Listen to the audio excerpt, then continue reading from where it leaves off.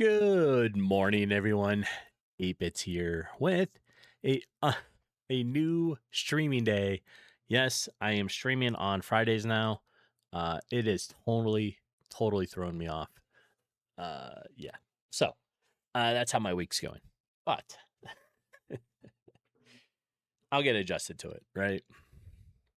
So what happened was I changed my work schedule to sort of be closer to what Jeepin is doing with her schedule. And with that, it was it moves me to like a Monday to Thursday for my schedule, and so now I'm off Friday, Saturday, Sunday, and so I'm replacing Monday stream with Friday now. That's kind of how that goes. All right. What else has been going on? I have successfully made it all week. From waking up at 4:15 and going to the gym for about an hour, almost about 40 minutes or so before work now. So I've made that all week. And Jeepin, hi, good morning. It's nice to see you. Hopefully things are okay at work. Just talking about how our schedules are adjusted again a little bit. Hi. Can I help you? It's not time yet. No. There is a bird in there? Oh, well, there's a bird in here, too. So.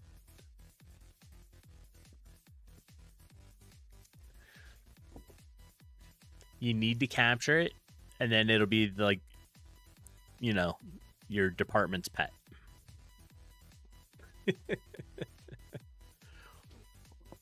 What? Why are we licking me? What? I know what you want. You gotta wait. I know, but you gotta wait. A certain somebody knows that I'm sitting here and talking, and it is she gets things from here.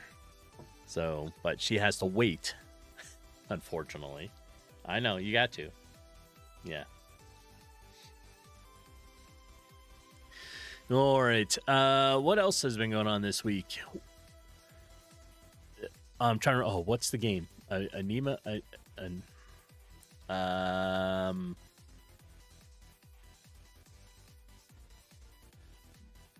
Anemo. Hold on. I saw it, and now I got to get the name right. ANIIMO is the game. All right, so another creature capture game is coming out that's going to be free to play, and it's called Nemo. I don't know how to say it, but it's a free to play game, right? So it'll probably have a little bit of gacha stuff to it. Yes, another capture them all game where yeah, once, I don't know, they were working on it and went full steam ahead once, you know, with it, but it's a free game, and it's the same thing. It's supposedly actually pretty good. A lot more like cities and content to it, and I mean, you got your obvious PAL types, right? But it looks like it's pretty good, right? I know a couple of people that have been playing it during the beta, and they absolutely love it. So I guess we'll see. I don't know when it's launching though. It's coming out soon, I think.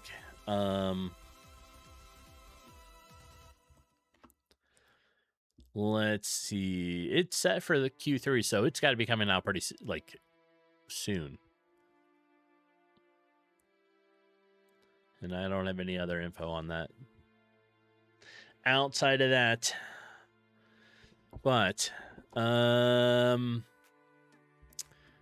speaking of like catch 'em all games, I've been playing Power World still.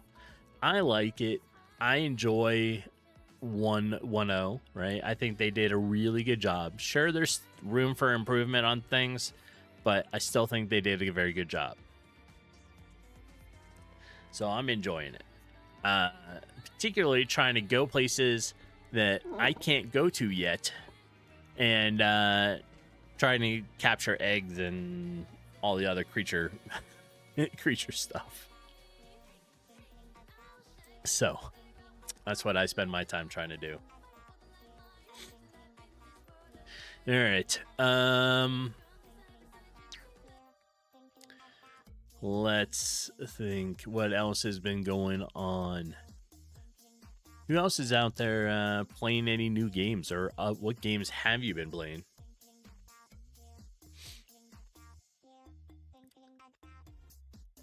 I have thought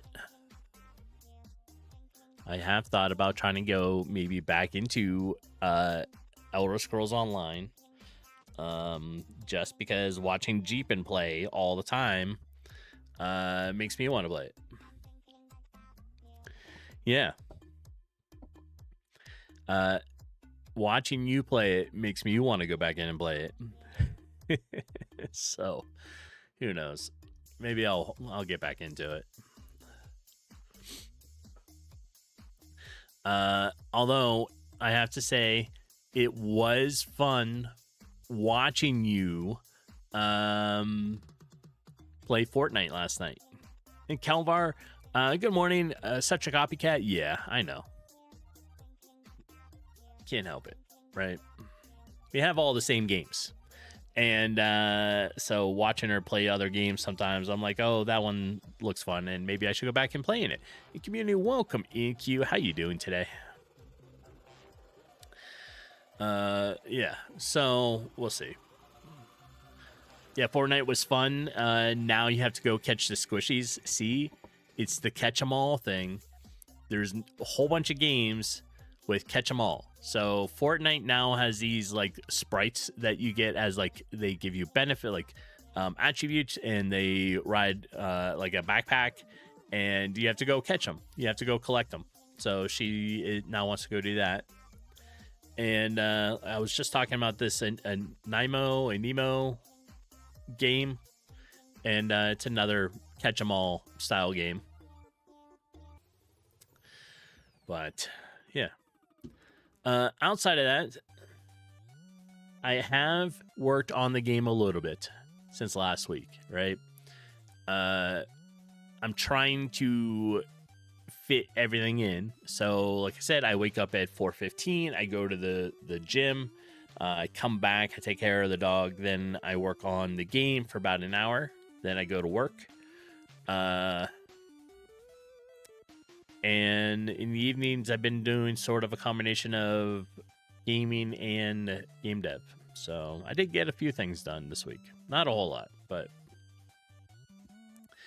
that's about it. And as always, you can always join today's web whiteboard. The link should be at the top of chat. And you can come in here, you can draw, you can work on game dev stuff when with me as I start to try to work through things. It's a great place to put like suggestions and everything else. So, outside of that, I think that's it, right? There's no other super big game news as far as I know. I have to admit, I didn't pay that much attention this past week. So, if I'm missing anything big, tell me. But, I don't think there is. Brewer.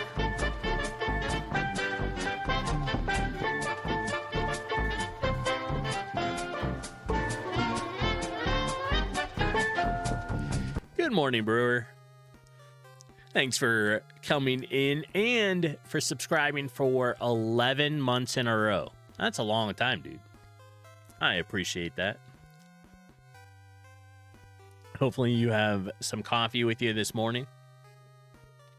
I was just talking about how I'm trying to realign and get my new, like, my schedule set up, and I'm determined now to fit in going to the gym, right? So I'm waking up at like 4:15 in the morning, go to the gym, come back, take care of the dog, get stuff done, then work, right? So I think it's working out pretty good. I'm getting more adjusted to it. So, but I've completed a whole week of it, and I started like Thursday of last week. So, and then I take Saturday, Sunday off. All right. I think we'll go ahead and drop into the game dev section here. All right. Let's see. So let me show some stuff. So what? Mostly this week I've been doing little fixes, right?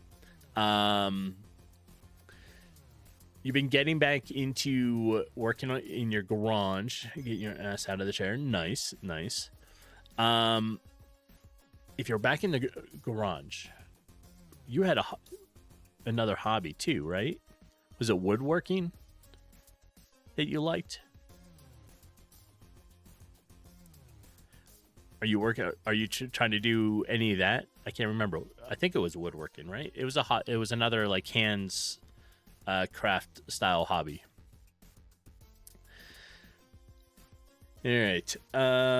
Let's see. Oh, I made a new enemy. It's a new skeleton just called the Skeleton Thug. And it's going to be inside the bottom part of the cave, so we're going to be placing those, and we're going to go test it out a little bit. It's bare bones. It only has like some animation stuff to it. It doesn't have like attack animation, well, like embellished attack animation stuff. Woodworking, yeah, you got to get the tools again. All the tools you had were someone else's. Yeah, I've gone through so many sets because, you know, I was using like either roommates or somebody else's, and yeah.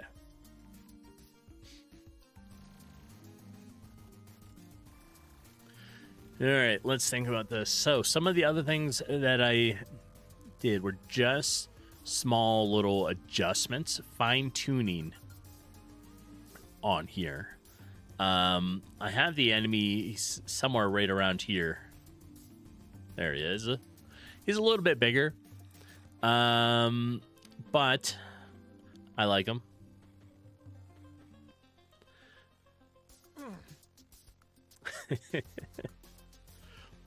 So this is my new enemy. And like I said, whoops. I did make it so that you could double click these. So if they're in the orange, which is your regular part of your bag, if you double click it, the items, like the gear, will go to the slot that it belongs in. So.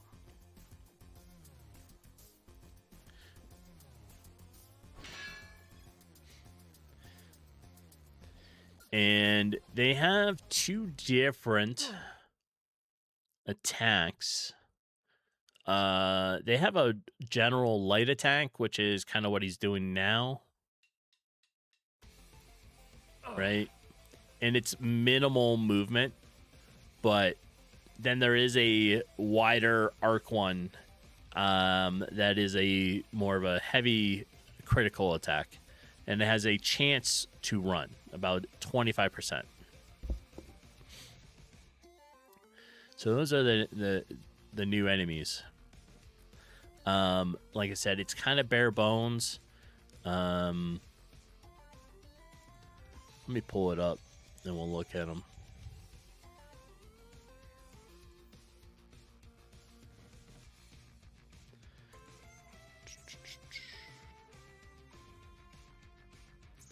All right, so this is his idol, right? And that's what we're seeing when he's just sitting there. Then,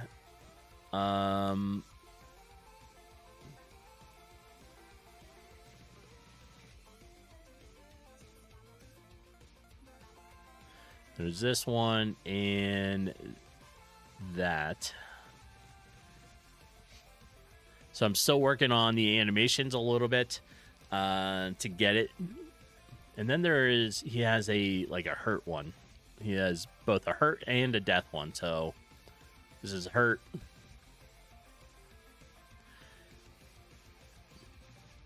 And the death one. So a couple more things to add to them.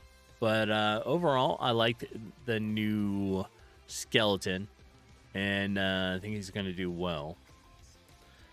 So I was working on him here.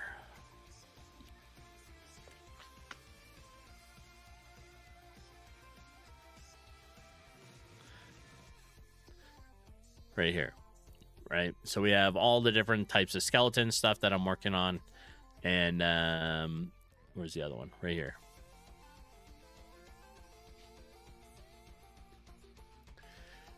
I think they work for the caves. I think it'll look good.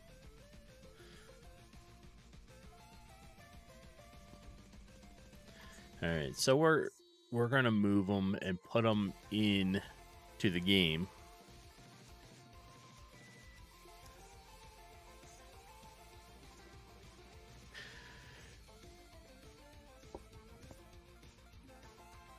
I don't want, like, the player's not going to run into them until you get to this level. But I don't want them overwhelmed. So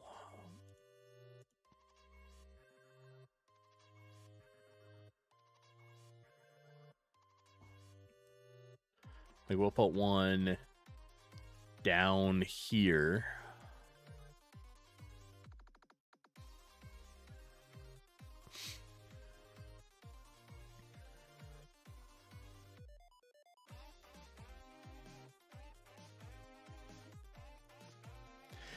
I want to work on it, maybe another one. And you don't run into the thug one as much. Maybe the thug is more actually back farther.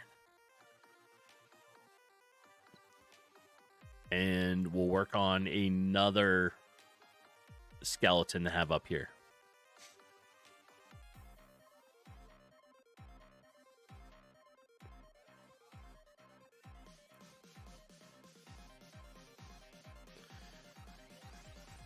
Maybe we'll do that, right? So we'll do like 4 thug ones, and we'll have another skeleton here as well.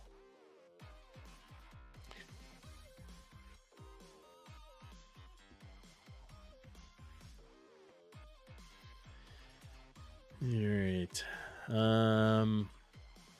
In the progress of the quest, this is kind of the last real component, is roughly getting it played through on the cave, right? So once you can defeat this guy, it's sort of a real significant fix.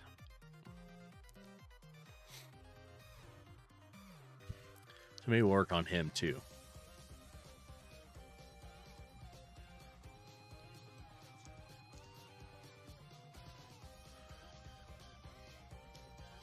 All right, let's make a new group.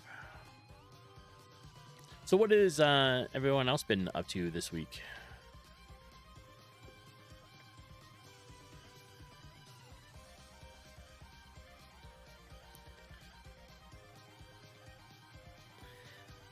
I'm a little out of sorts because I am now working Monday to Thursday, and I'm off now Friday, Saturday, Sunday. Although even after stream today, I'll put in like another 2 hours or so because there's just a little bit some more work that I need to finish up. You've been mostly playing Power World. Welcome to the club. That is the game that is currently holding my attention. So I have been playing on a world that, like, right now both Jeepin and I play in. But after work, that has been the game I've been playing. So what level and where are you at with it? Jeepin made some lotion with beef tallow, and she really likes it. Yeah, she's starting to get into making like skin lotions and all kinds of stuff. She is becoming crafty. Bro, you are level 63, but only gotten 2 towers. Just kind of exploring and stuff. Okay, so you're fairly close to look kind of like where I'm at. I think I'm only a level 48. Maybe I'm 50. I'm not 58. No, maybe I'm 48. I don't know if I'm 50 yet. But I've been exploring and trying to get into places that I should not be. And Jeepin, I say you smell like Thanksgiving. Yes. Yeah. The one lotion that she made, I'm like, it smells like, Thanksgiving. I like it, but that's all right. So Power World, yes, I've been trying to get around and go places I'm not supposed to because I want to try to see if I can capture a pet, like one of the pals, or find some eggs. No, it's like a lavender smell, right? Yeah, I'm just being silly.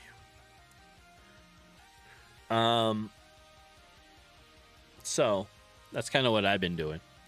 I did get myself up onto the Flying Islands because I found a ledge.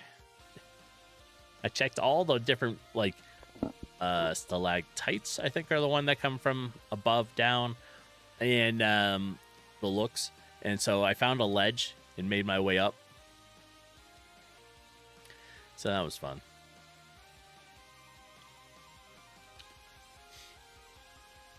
Yeah, every time Jeepin comes on, there's new stuff. And this time, last night, I was in an area that every time I tried to fly around, stuff wanted to shoot me and, like, knock me down. But I did capture a couple pets.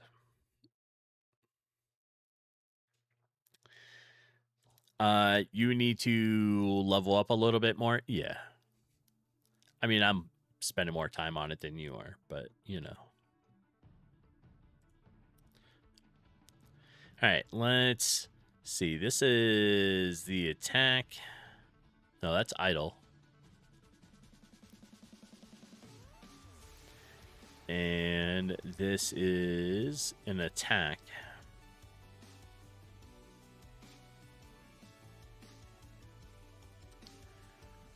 So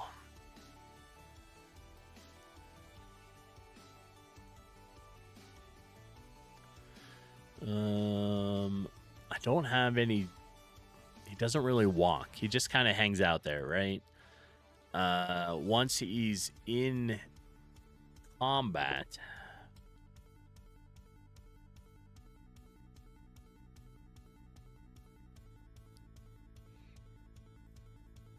Yeah, that'll work. And I think I only have really one attack type sit for him, so that's all he's going to have. But my goal is, though, because his sword swing is so great that I'm planning to have like graphics come off the sword, like stuff comes at you across the ground. Yeah, it's gonna be cool.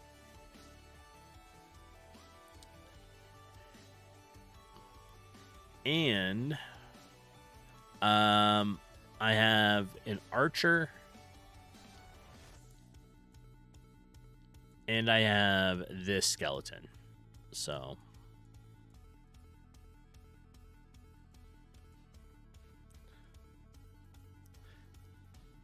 the archer I need to work on. I needed a couple like some idle ones. So what I want to do is take this image and adjust it so it, like his head bobs a little bit.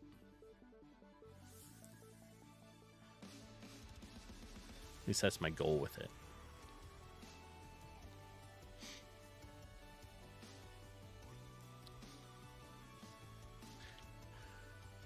Well, nice thing is, even today is your last day of work for the week, and you'll get Friday, or you get Saturday and Sunday off.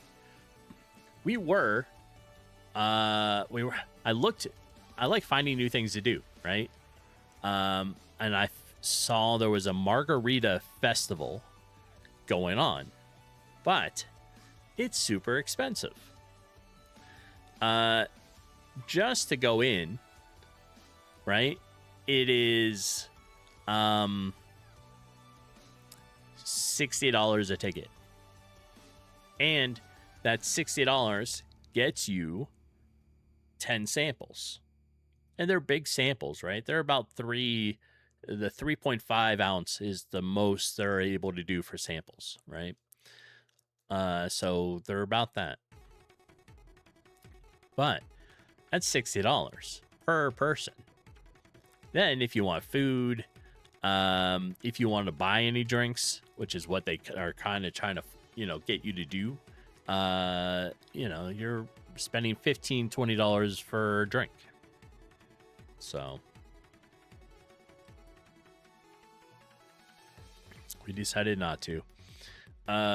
We probably would have done it, except we have a trip coming up, and I would rather put, $200 towards the trip versus, getting some margaritas, because we can just make those. Yep. All right. I think we'll put a couple through here.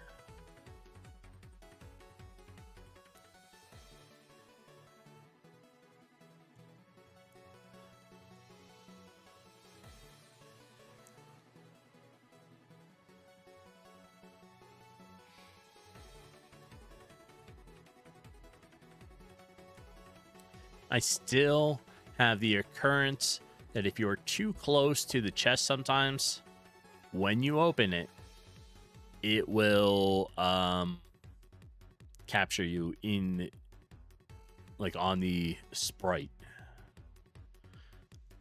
So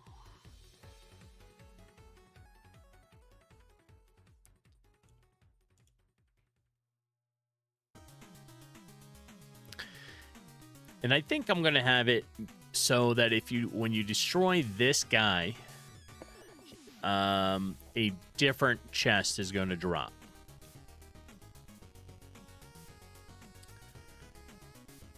Yeah.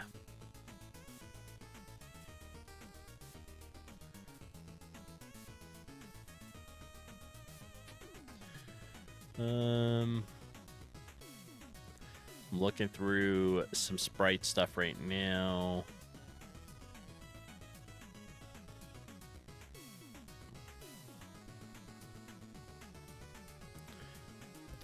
Gleb, welcome in. Gleb, I haven't seen you in a little bit, and you probably haven't seen the game in a little bit. So I can't remember. Welcome in. I'm gonna show you something, and hopefully you like it.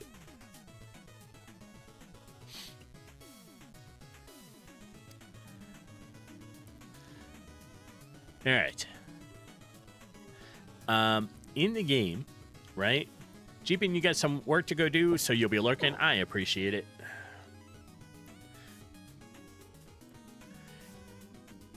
All right, so we have NPCs, right? And Gleb. Say hello to Gleb. Right? So, your job, right, that you talk about doing is you make tools. Mostly GameMaker tools. But one simply doesn't ignore the market for sheep shears.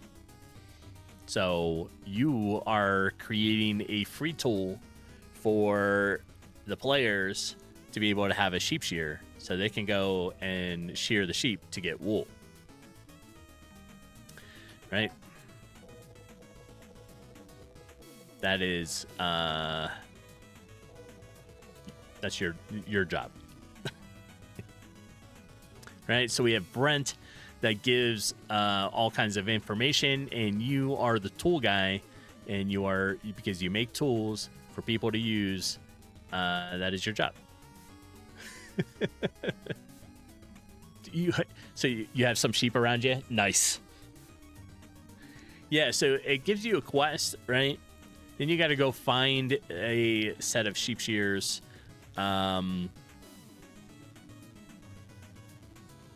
Whoa. I forgot he was there.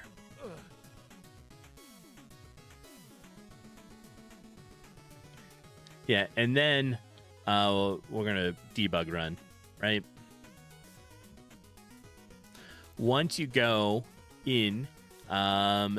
into this area, you got to go search and find, and then you find a set of sheep shears that were lost, right? And so you got to take it back to you.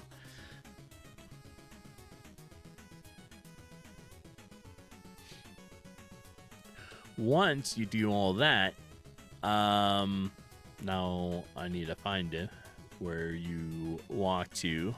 There you are.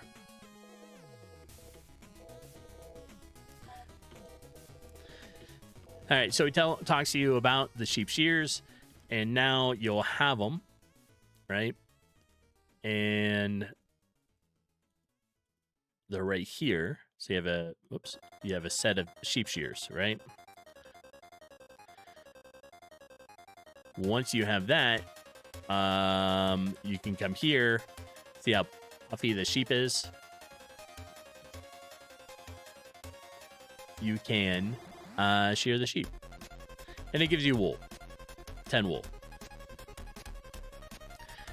which will now be able to be part of like making some new armor and that kind of stuff, clothing, that kind of stuff. This will regenerate every couple in-game days.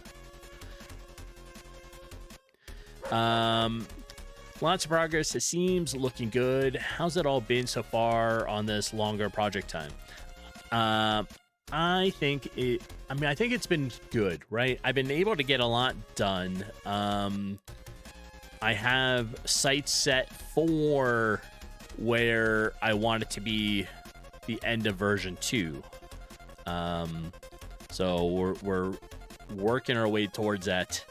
And Brent, good morning, evening, night. And I heard you got a Sophie treat. So she appreciates that. She's on her way over. And Maester, nice to see you, Termy. Welcome to Game Dev. All right. Let's switch over camera here.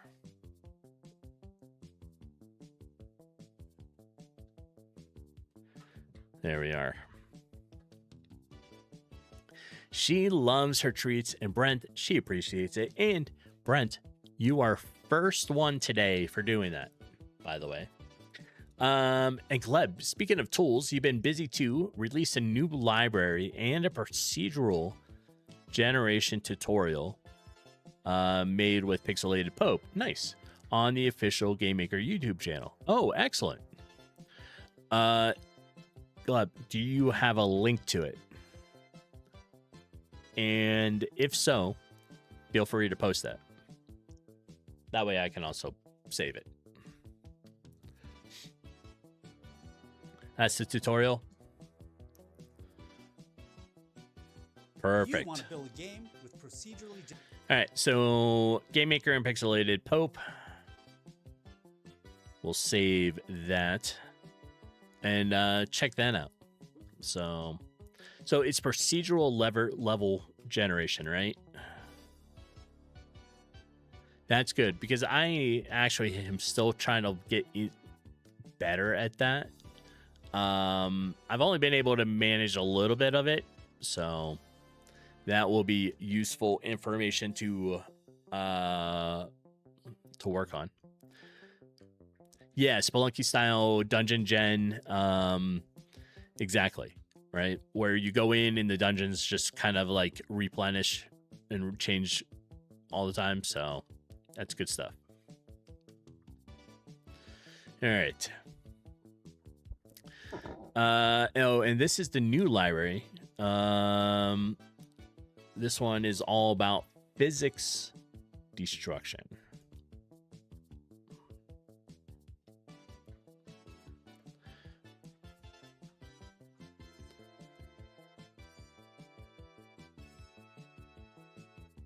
Oh, I see the physics. Okay.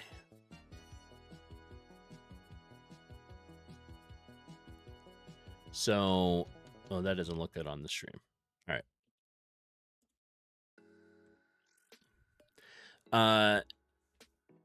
That's kind of cool. Physics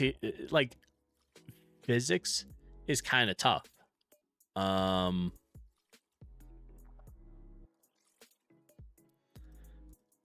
I have done a couple little things with physics. On both of these have it. So bubble pop, right? When you shoot the ball, kind of like I'm trying to think of a game similar, but you shoot a like ping pong out of here and it bounces off of these as they are coming up, right? So I got that and it had to do physics to try to figure out the bouncing.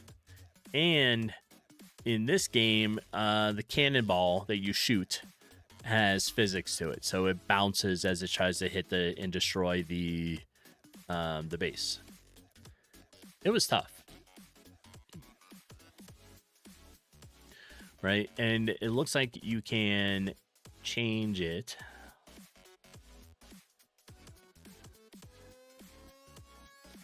Let me make it a little bigger so I can read it.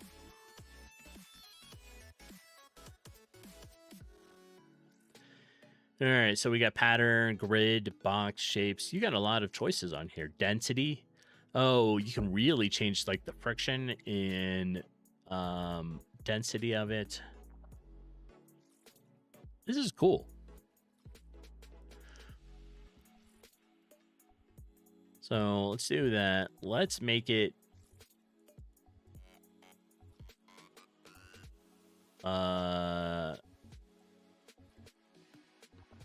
I guess, do I have to type it? Yeah.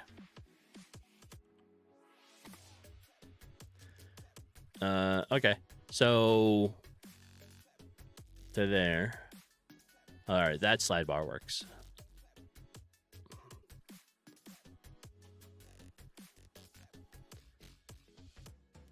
Oh, shape.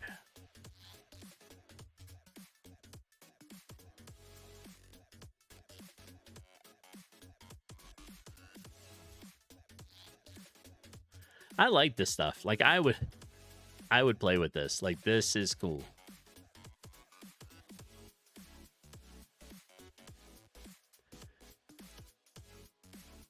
I remember when I was trying to make that stuff and figure it out. I was having like lots of fun with it.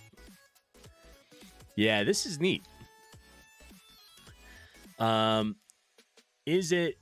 Are you submitting it for anything particular, Gleb? Interest? Nice to see you in. I appreciate you being here. And yes, lurk away. Gleb, higher impulse will explode them. It was made for the cookbook jam. Yeah. Okay, nice. Yeah, good job.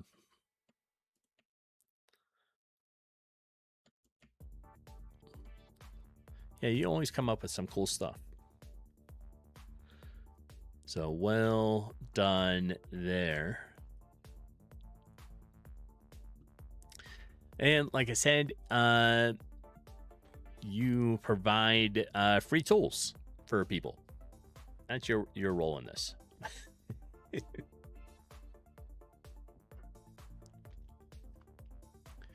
Right? Just like Brent is the info guy, you are the tool guy. And I think it works. We have, was it last weekend, Brent? I think it was. My weekend, like, they blended together a little bit, but we got the transparency stuff working correctly. I had it, but it was only a small circle. Brent helped get it so that it worked with the whole image. And so now you can wander through the forest or whatever and see stuff behind the objects, right?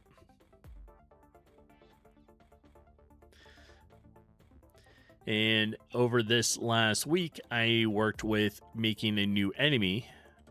This guy. He's a little bit bigger than you are. But he's kind of called the Thug. So, you know.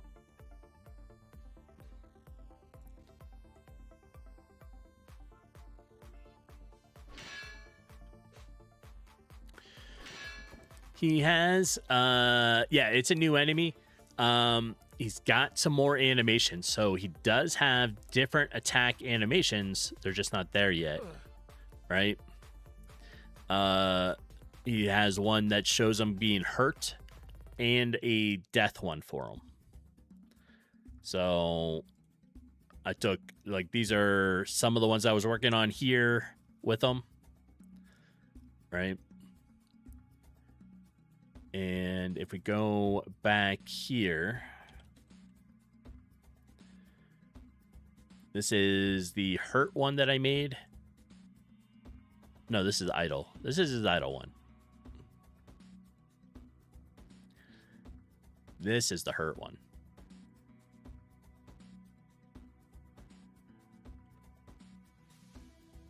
It's really just like 3 frames. Shows them like they're hurt. And that's kind of it. And then there is a death one where it starts like this and then just kind of falls down.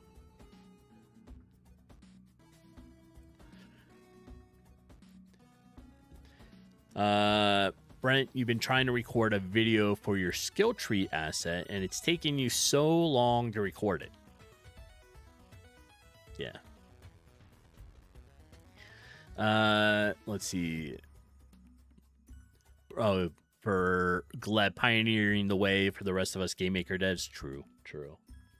I don't know, Gleb, if you are into 3D with GameMaker at all. I don't know if you're part of that whole group. But I know like GameMaker's really trying to make a kind of a push on it with their, is it the GMRS version? I can't remember the name of it, but I know they're trying to work on 3D. So, and I think the stuff that comes out of GameMaker in 3D is pretty impressive, actually. You are playing with 3D on the side always, yeah. You're aware of all the future bits, lots of 3D coming in GMRT, that's it. And you can already play with some of it. Yeah, I mean, like, y'all are so smart. with coming up with how that stuff works, right? So the rest of us just appreciate all the work that you do for it, right? Bunch of smart nerds. That's for sure.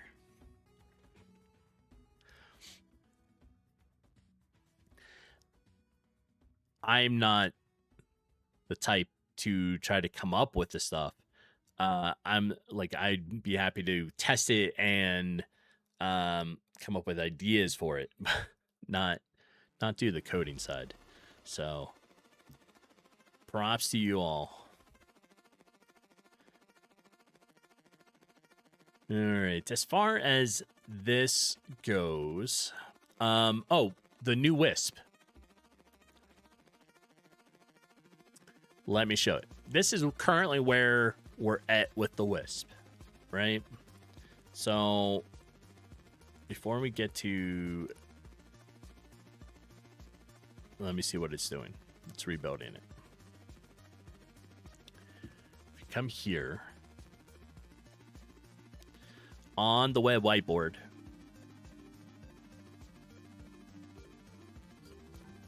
let me put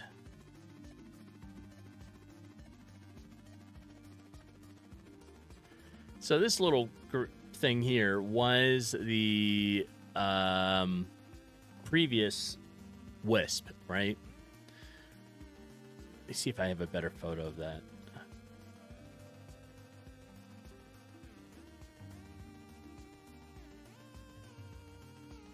Yeah. So this was it, right? Then we went through a couple ideas and concepts, like something like this. Ended up kind of like this. But now, the way it looks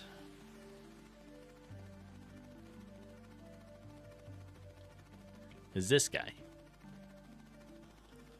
Right? So the blue had changed shapes roughly, and these colored blobs floated around it.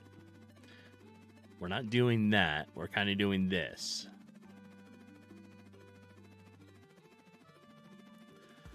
Right? So when you pick up the Wisp,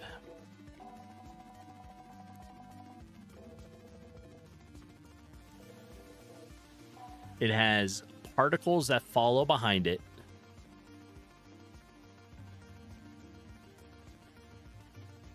When it is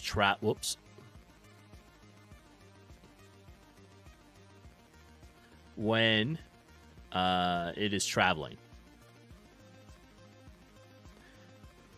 So I think it is maybe not perfect yet, but it is a lot better as far as the Wisp, right?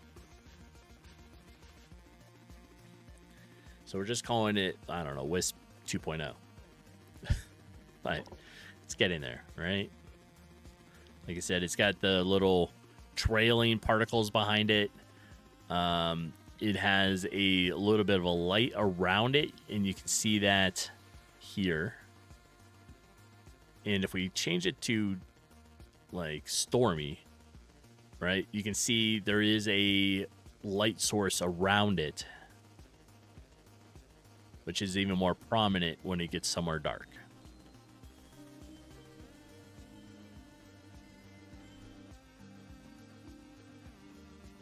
So that, guys, all finished up for now.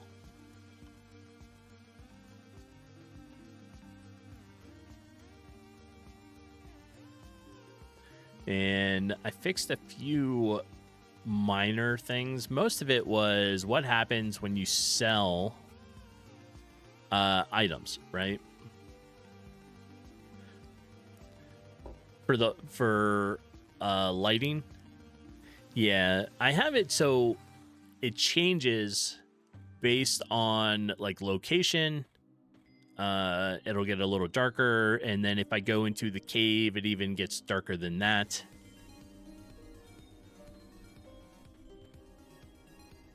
And one of the things is you can't see in the deep cave, like the second level or beyond, without the wisp, because the wisp boosts your light visibility.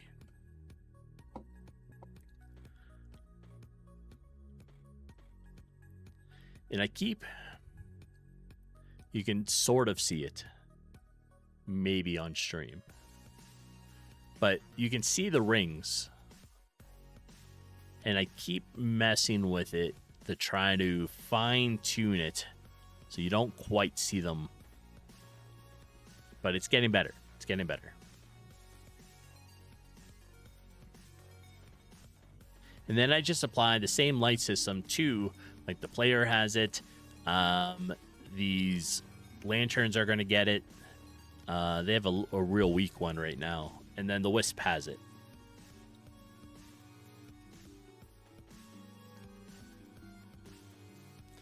The lerping, when I change directions, isn't bad. Like on how smooth the wisp or companion moves around with it.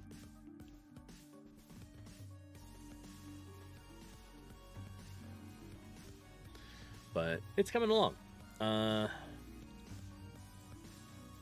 It's probably got 3, 4, 5, 6... I think about seven or so main quests to the game so far, right?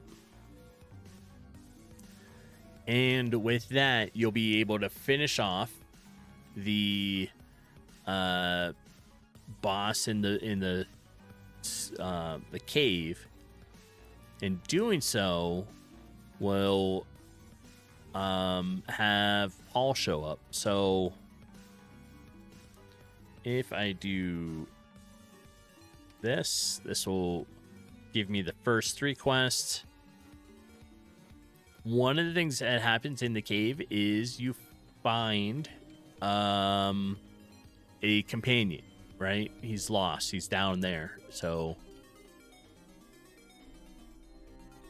no, stay away. Right? And for testing, he's just right here.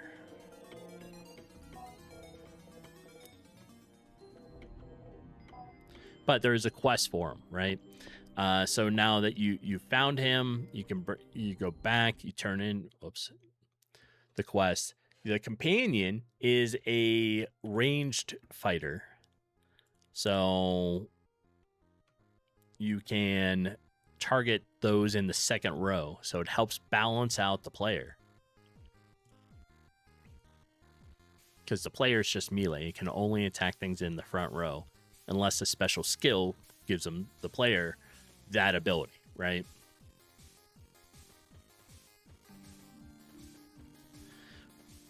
But the idea is, once you finish off the boss in the cave, you come in here, you talk to Brewer, you'll be able to do the missing adventure, then you go fight the boss. And when you come back in and turn that in, which we're doing that right now. When you come out, a very not walking straight wherever he is. Oh, he's over here. Wow.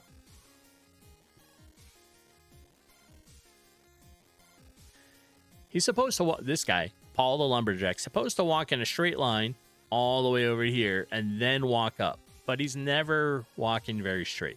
He's another drunk, apparently.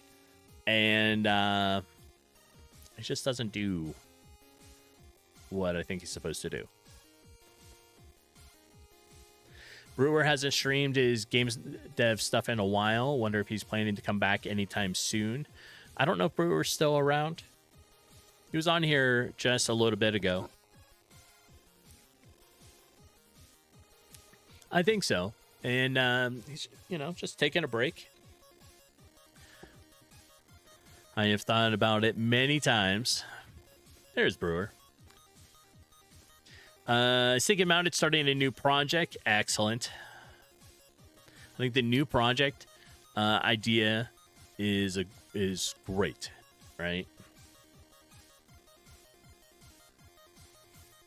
Gave up on the old one, realized it was the game you thought you could make, not the one you want to make. True. And it's always okay to change your mind and change projects, or go a different direction on it, right? Is it just you, Brent, or are you seeing less GameMaker devs streaming these days? I think it's just less people are streaming right now.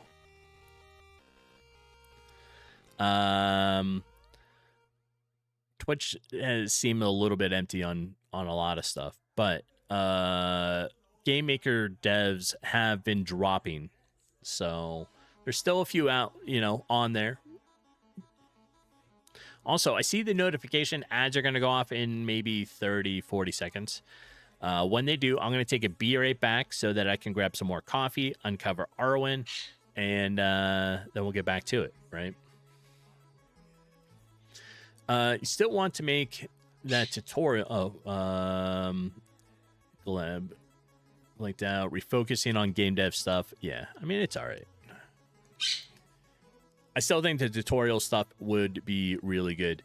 Speaking of that tutorial, Brewer, did you see Gleb was part of procedural level generation with Pixelated Pope on the GameMaker channel? But this is the link for it. And Brent, you were going to stream tonight, but think you're going to stream after you wake up tomorrow. True. Anyways, there are the ads. I will be taking a short be right back. I will see everybody in just a couple minutes. So hang tight, and I'll see you soon.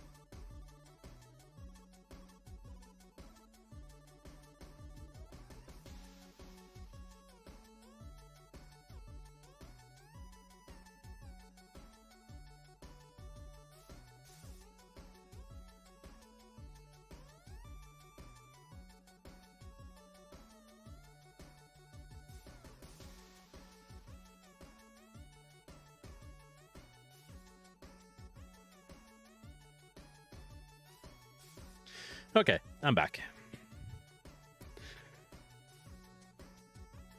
Let's see. What did I miss? Yeah, I think that turned out pretty nice. Gleb. So when I get a chance later, hopefully I'll be able to check it out as well.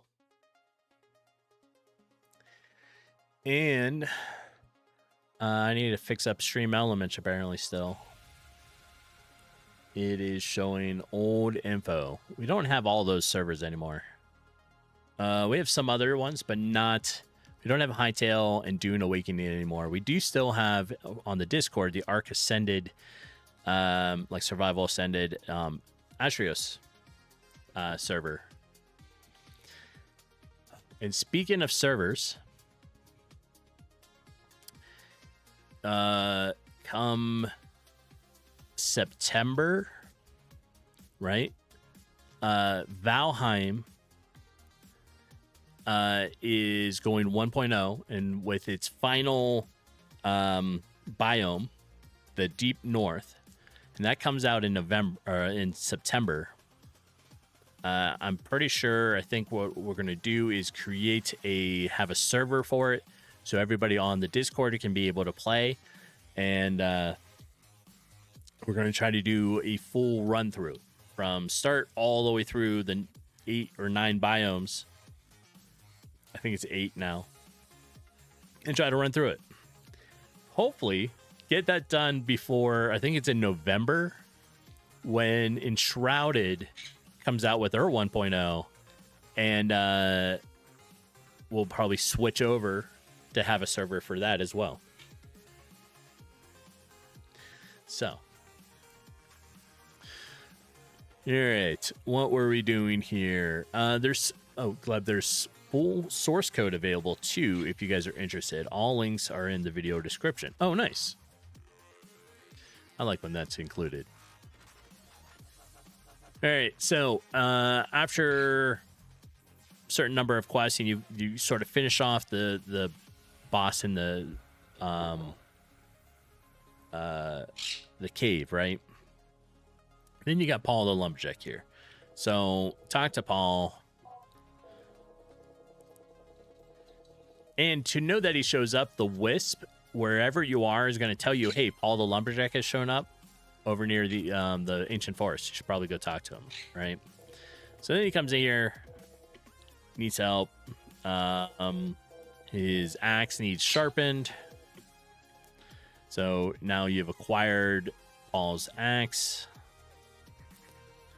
And you have to go to the blacksmith, which I am currently trying to work on the blacksmith design for the shop, for the way inside of the building may look, that kind of stuff. But right now, he's sitting over here. You get him to sharpen the Paul's axe. So now we have the sharpened axe.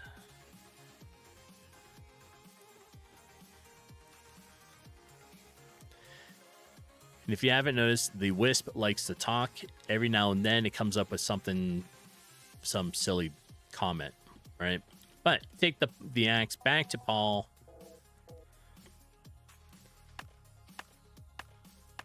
Here we go and chop up the tree that had fallen. So now you talk to him one more time, and he tells you about it. And he says, "Hey, there's a witch in that forest. Sells unique items, but you shouldn't mess with her, right?" And off he goes to clear more trees, right?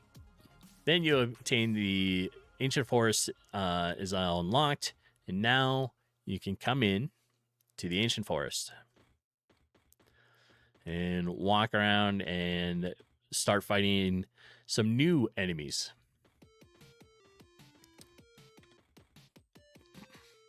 There's so many projects. Physics project or procedural generation one.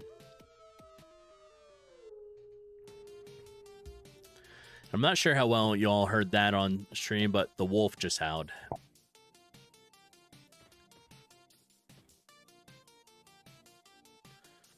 And I like how the transparency is working for these bigger trees. So now you can kind of walk around the trees. Apparently are letting me walk through them.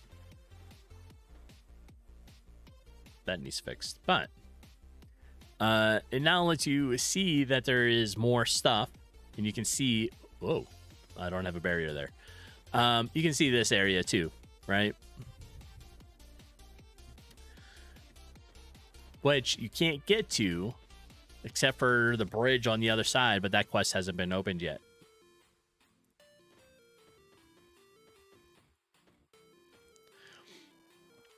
Yeah, there's a Brent, there is a wolf here. They're up. One's right here. This is it, right?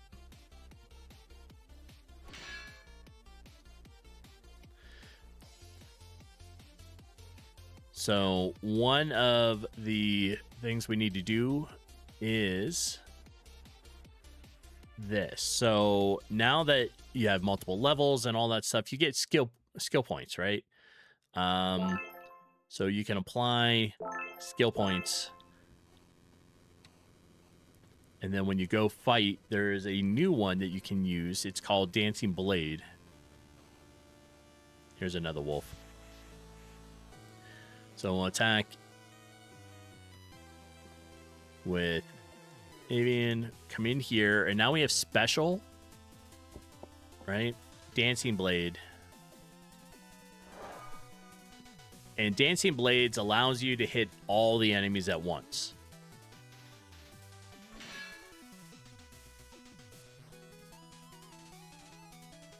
And enemies have a chance to drop treasure chest. So, Brent, you remember a few years ago looking at procedural generation? This tutorial is designed to be a pretty approachable intro to ease people into some general ideas. Spelunky was a good idea, recognizable, simple algorithm, great showcase of the library. Original game is also a GameMaker classic. True. Yeah, I think that sounds like it all came together really nice, right?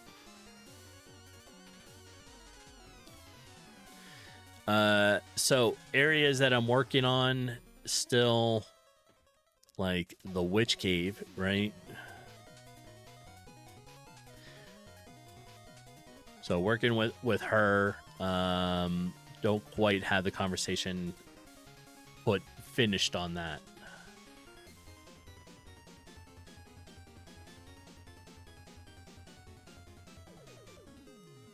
Yeah. And this is that bridge I was talking about.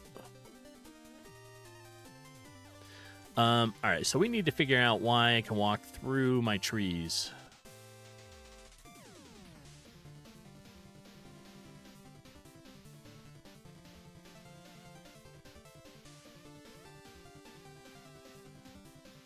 I think I know why. We changed the parent of the trees.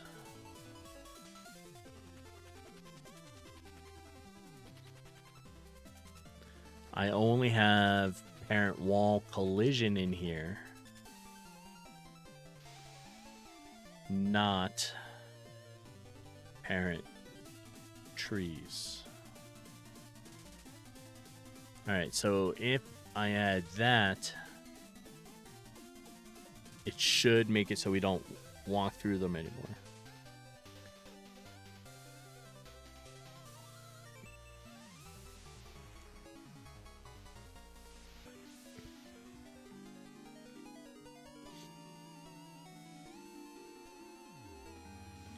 Nope, I can still walk through them.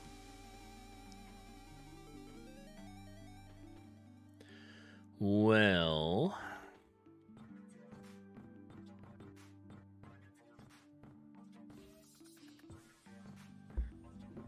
let's think about this. So, parent wall collision, they were not walking through. Parent trees.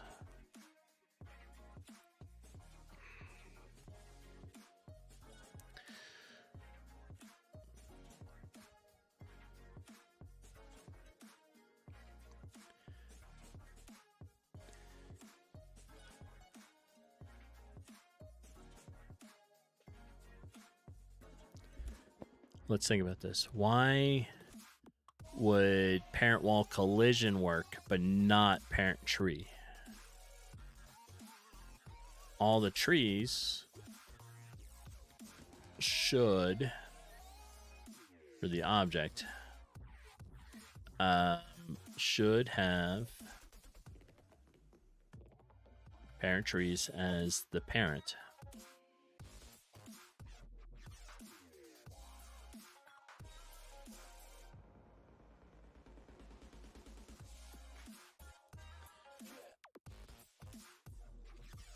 Let's put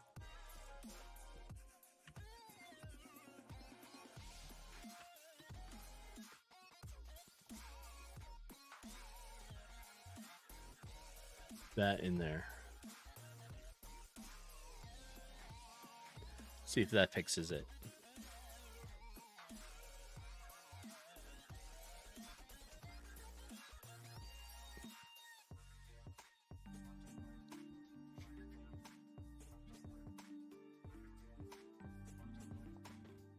Nope. All right.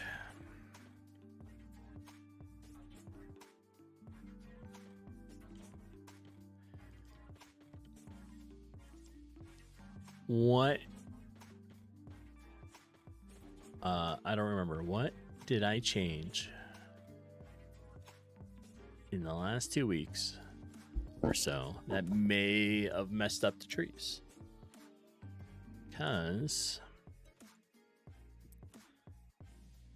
so this is using Sprite Green, SPR Tree Green, Tree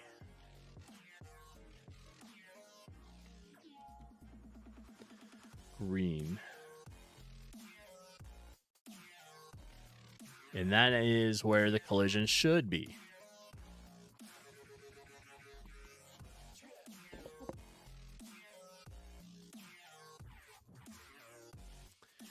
And this isn't working. And all that is parent wall collision.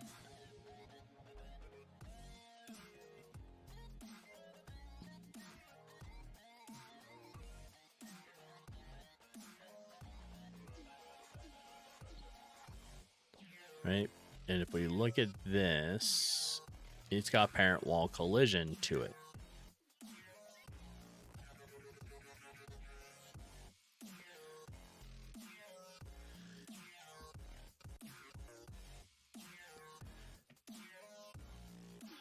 And just to test it, we'll take a collision.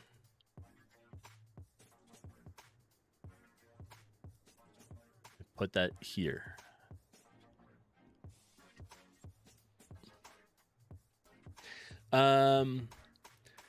Let's see what I meant. Planning to make a 3D. Not planning to make any 3D game anytime soon, but one with procedural generation has been floating around in the back of your mind, Brent. Yeah, I mean, the procedural generation stuff is really, really neat. I've only successfully got part of a room to load walls.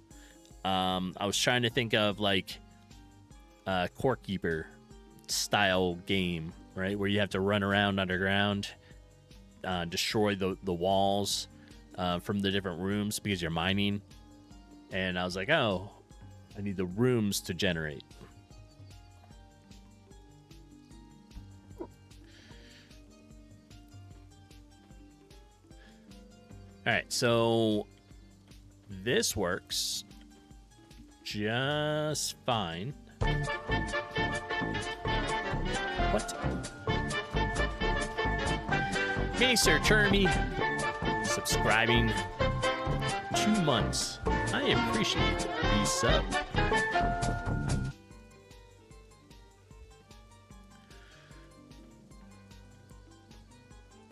You love the jingle? Thanks.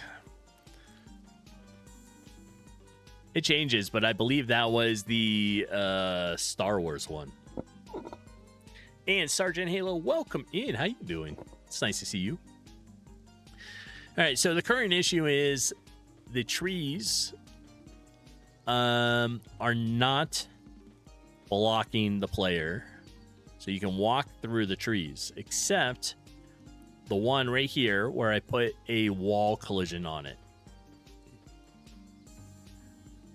So I don't know why it's not working.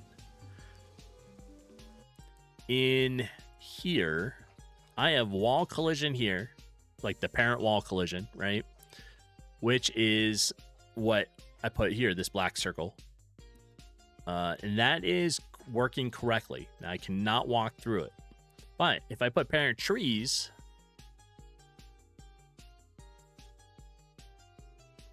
that does not work. And if I say object tree grassland, that also does not work.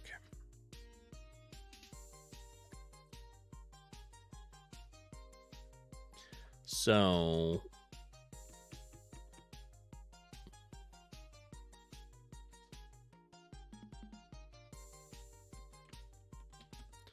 let's just try parent tree by itself. And maybe that'll work.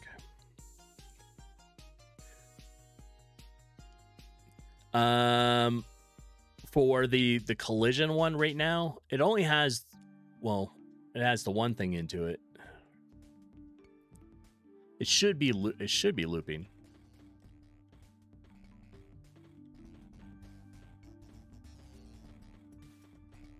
All right, so it's not.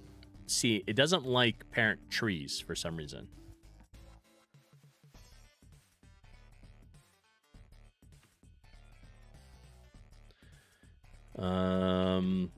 All right, so we got colliders here. The problem is it was working and now it's not.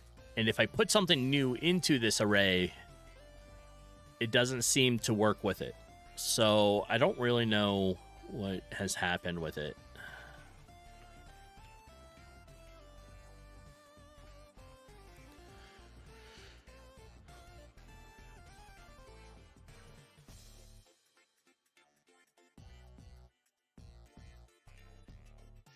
Yeah.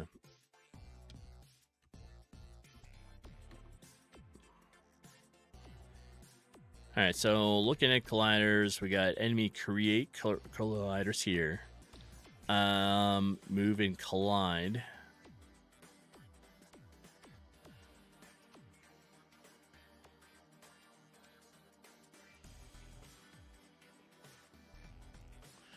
Yeah, I don't know.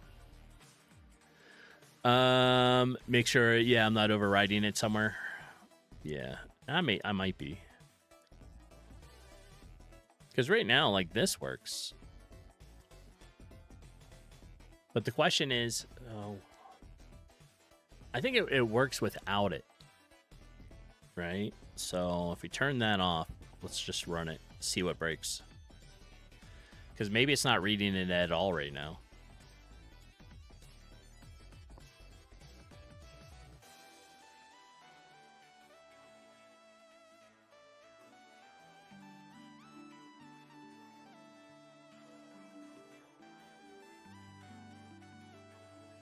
All right, it started.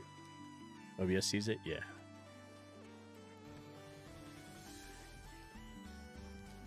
So without it, it's still the same results.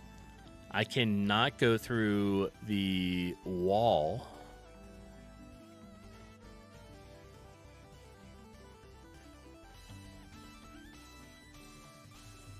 So I don't think it's reading it. My collider thing at all. I gotta remember, maybe I never finished setting that up.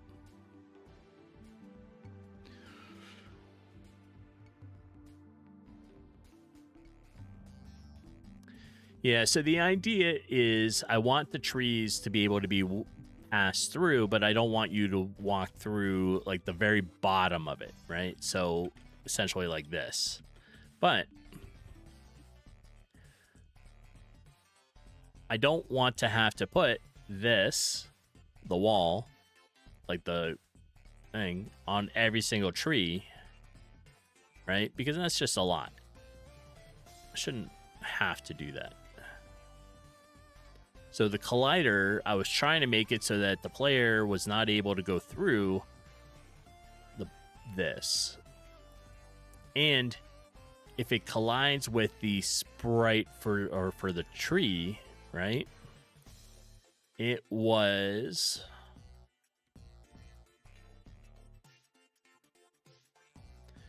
here is where the mask is on it, which is the same spot that I was putting like the wall, right? And that's the part I don't want you walking through.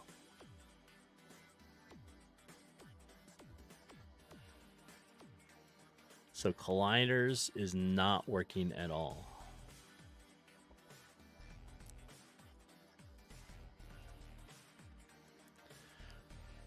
And let's take a look at where colliders is.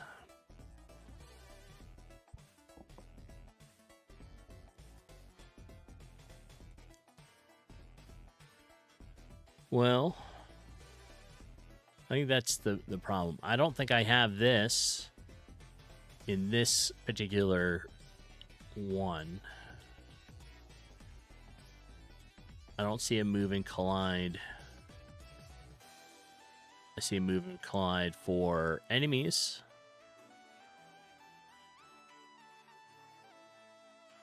I see it for NPCs.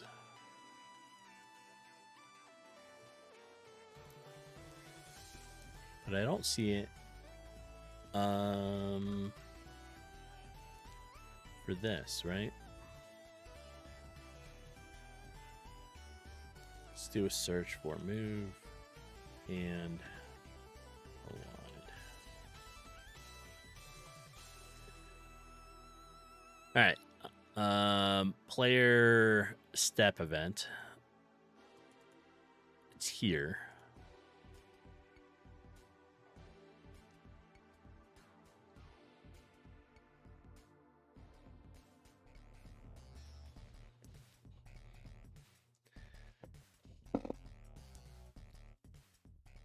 Move, collide. I think this is the issue.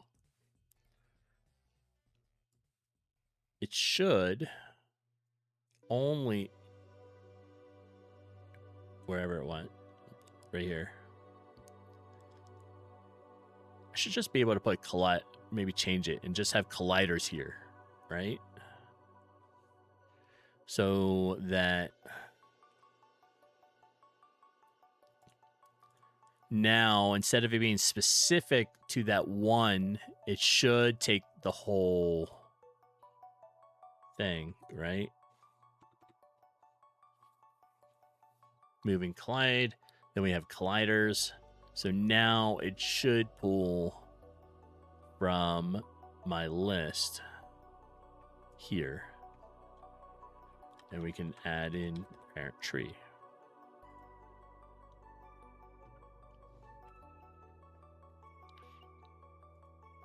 I'm going to run it just to see if I'm right or if I get an error message.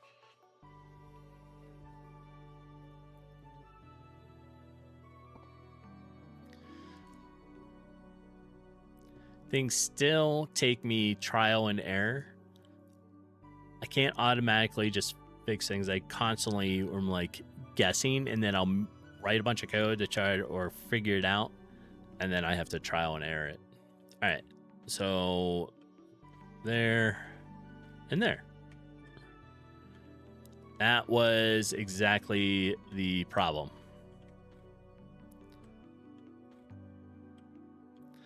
I still had the collide, the moving collide, set to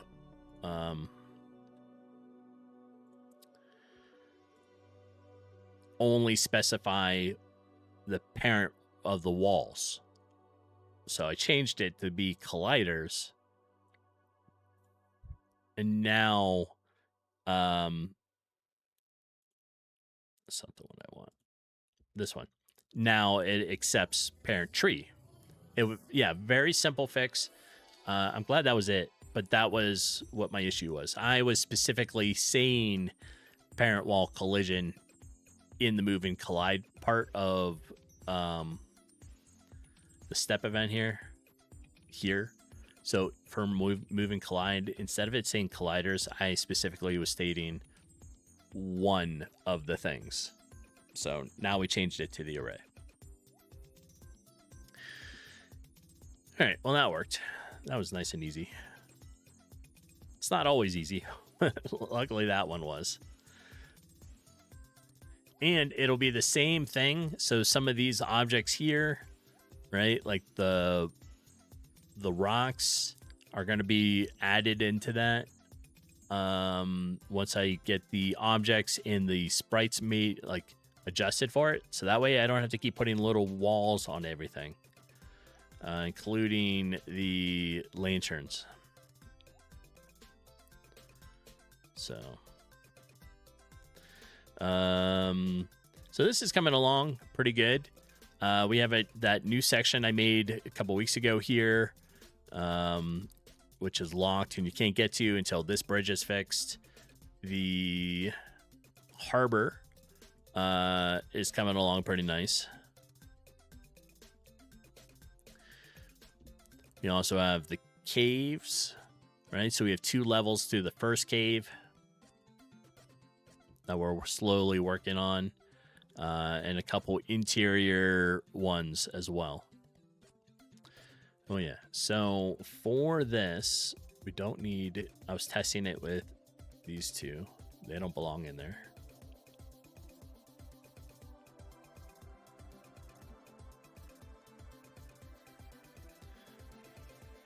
All right.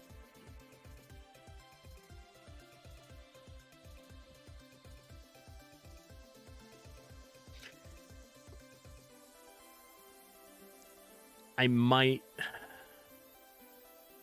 not be on target, I think, for the end of September, right, as the end of version 2. I'm getting there, but I think it might not be. So my goal is to make it so that you can go to the harbor, you can go into grasslands here, and the marsh, right, and the cave. You work your way through, you unlock the ancient forest, and now you're able to contribute and go through, or adventure and go through here. This area is what we're going to call the deep marsh. However, it's corrupted, right? And that's sort of the objective of version 2, is you solve the corruption and the marsh goes from this back to looking like this. And that'll be the end of version 2. Now, between now and the end of September, we have a trip to Ireland, and I'll be gone like 2.5 weeks, 2 weeks, somewhere in there, roughly, which means no game dev. So it'll put me behind schedule a little bit there.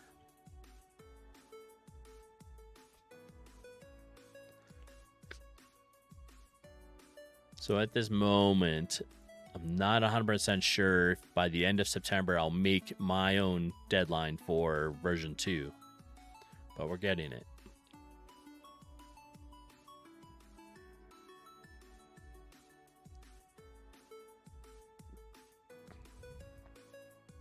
Outside of today, because after stream, I'm going to go work for about 2 hours-ish. Finish up some extra stuff. And then come back, try to work on some things. I have to take the dog to the vet. And then I think my objective for the rest of the weekend is to work on things. And play Power World.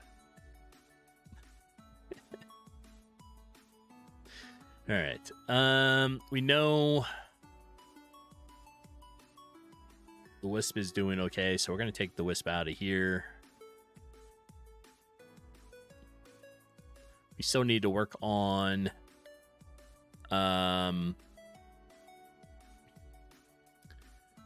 this enemy a little bit. Let's move it here.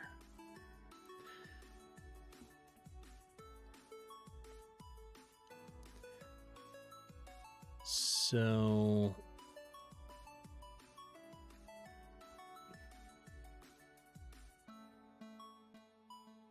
what else?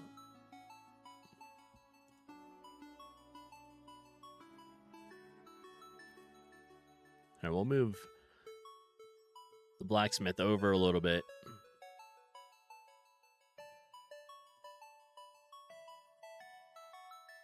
We'll do that. All right. Let's think. A cave. I need to work on this guy.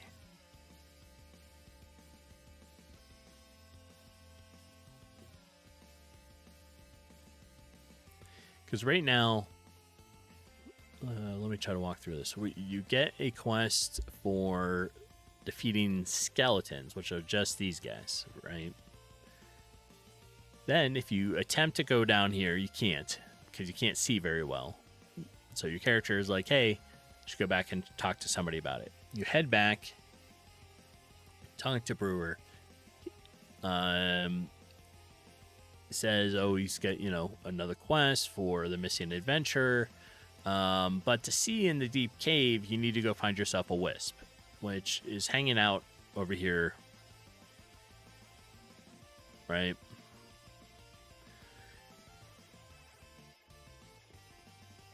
So then you do that, right? And now you have the wisp. You have the quest for the adventure. You come down, you work your way into here.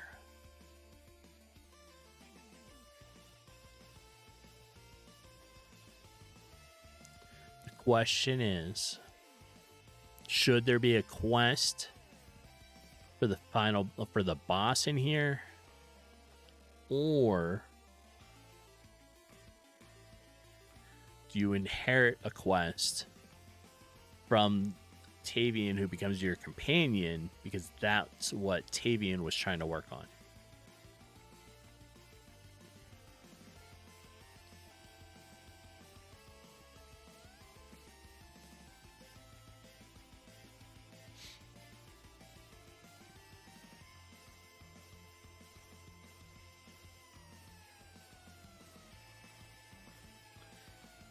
All right. In the meantime, while I think about that, we need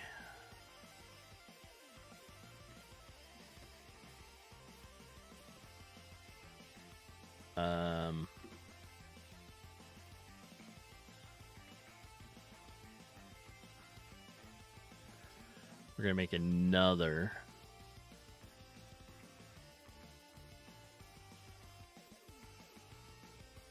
skeleton.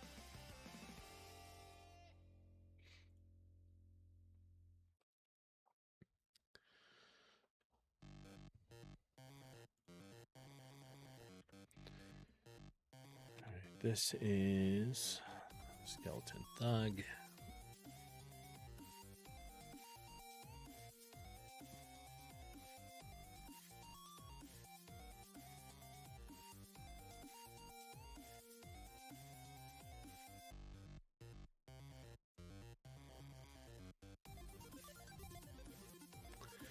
For now, I just need a sprite. Sprite.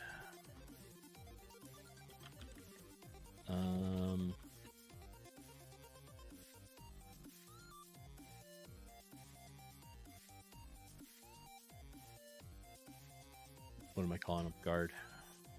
Guard. Let's just give it an oval that is like red. Would you stop moving?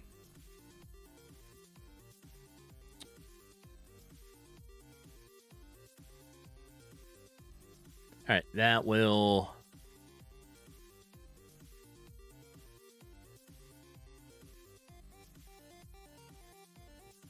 There. All right. What is going on over here? There we go.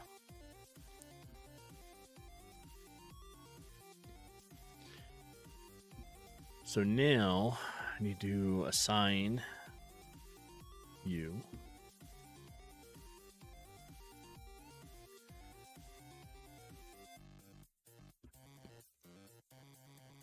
Change your name.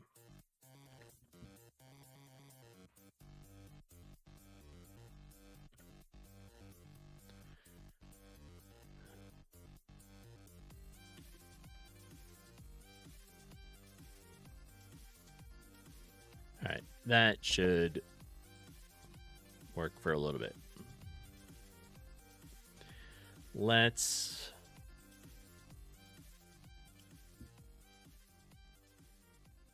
make some sprites.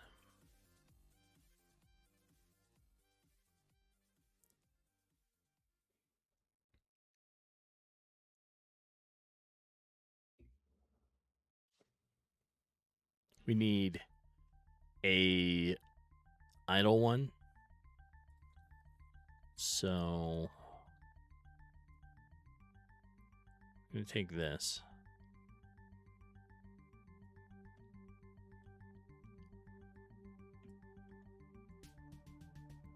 And that's what we'll start with.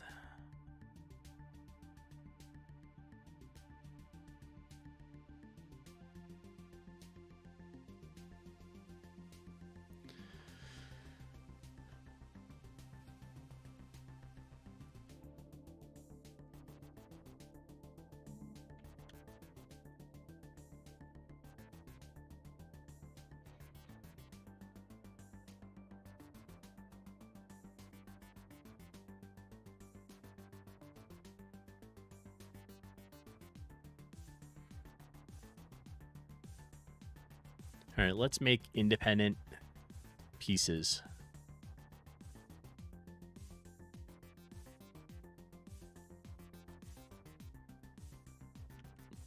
Oh.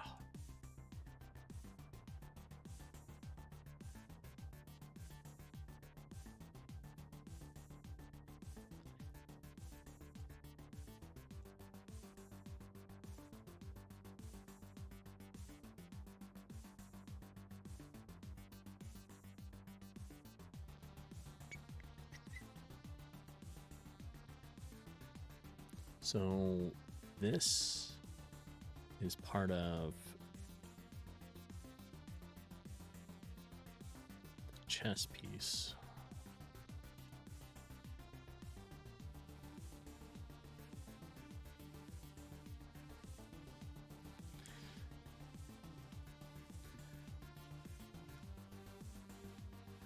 All right, so now we have the head. We'll put there.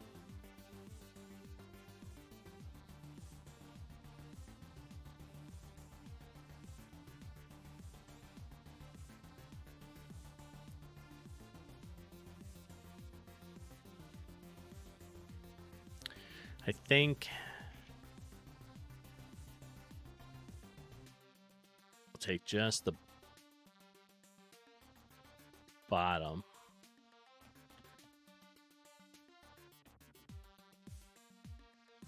Put it here. Let's remove the head off of it.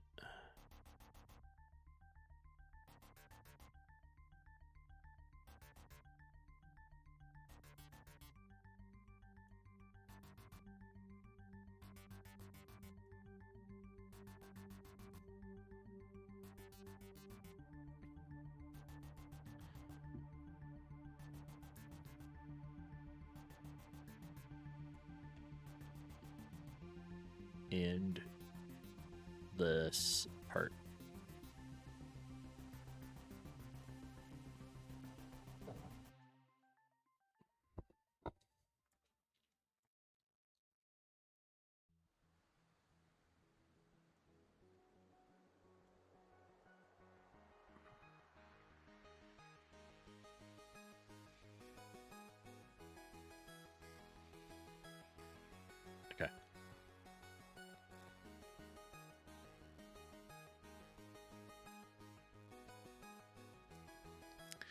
because now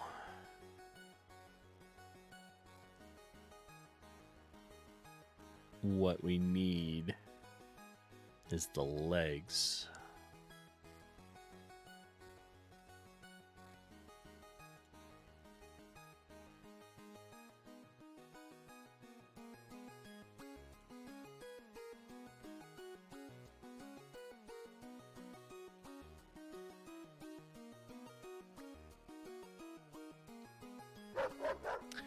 All right, so if we do this, we should be okay. And Panuch, good morning. Thank you for coming in with a Sophie treat. She's here someplace. There she is.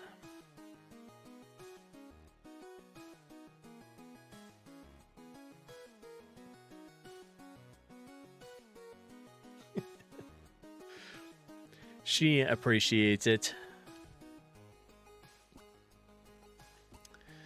So, how is your Friday going so far?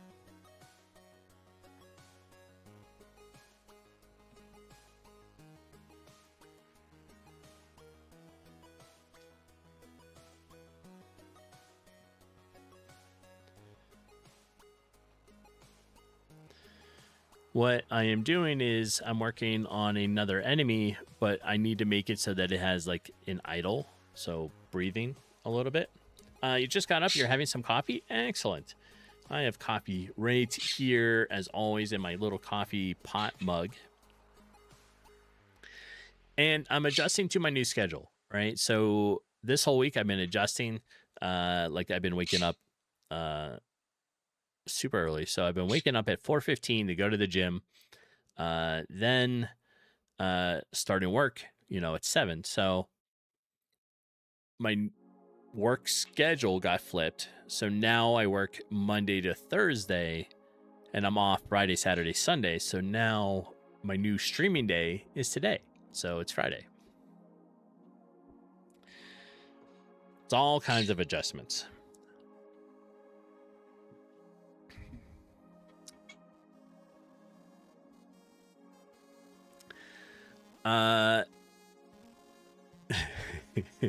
I was just about to say, I think somebody beat you today, Panuch. It feels like a Saturday morning. It does, but it's not. It's Friday morning.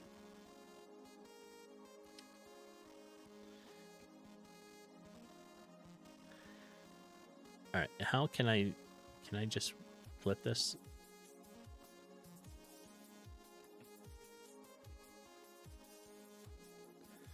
So, angle, skew. Who uses this a lot? Is it angle?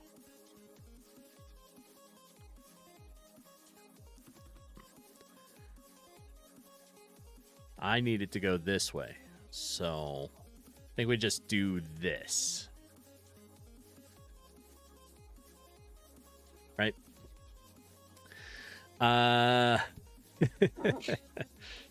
Yep. Brent beats you to it today.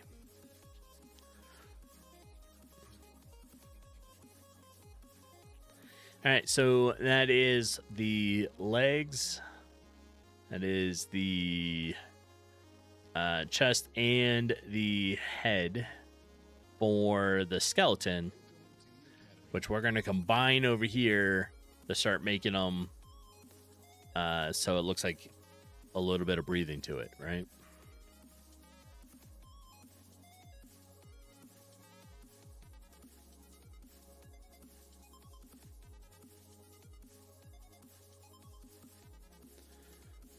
Oh. How did that happen?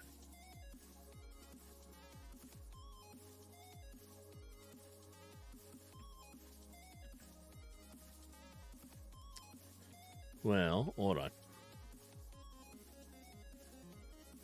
There we go. All right. Let's start over. Let's move that right here. So what do you what's your agenda today, Panuch? That game you looked like that you were playing last night or yesterday, right? Last night. That was the VR game. That looked actually pretty good.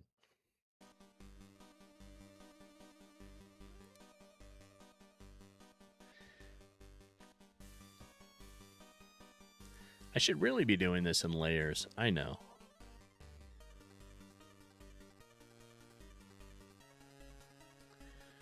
So I think we will. We'll make some layers.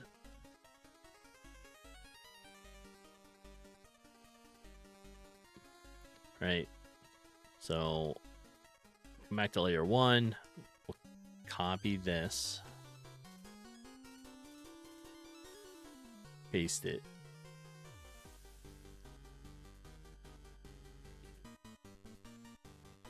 Why did...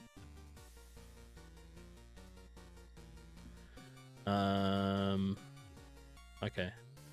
They're empty layers. All right. So layer 1 is this. Arizona Sunshine. That's it.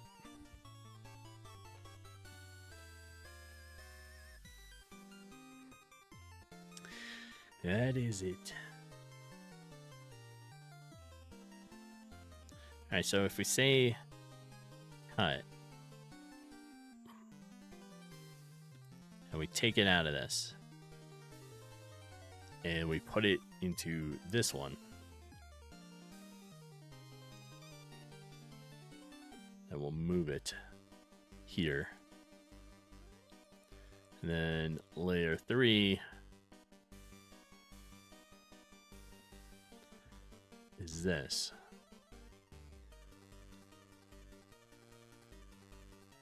But that's in layer 1. It's probably a lot easier if I had done this in a separate sprite sheet and then brought it over here to the main one, but that's not what happened. So, all right, we want layer 2, copy this.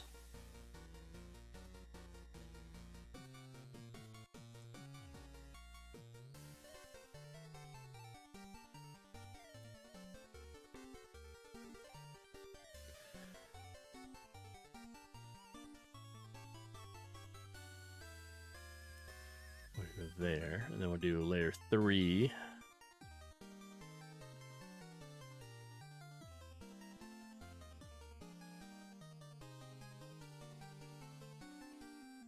All right, so they're slightly moving now.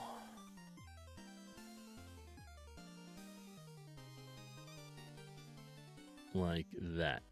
So you watched you're watching the VOD last night. You were watching your VOD last night and you didn't realize I said hi. Not a problem.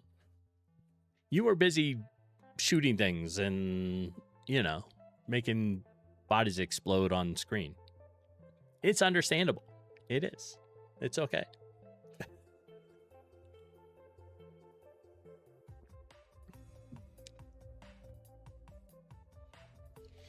I think I came in shortly before you just went up and like shot one of the things on the ground.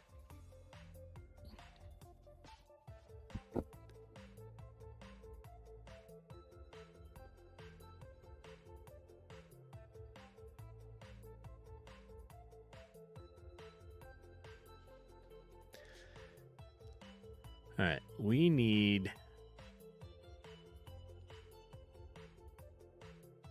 this.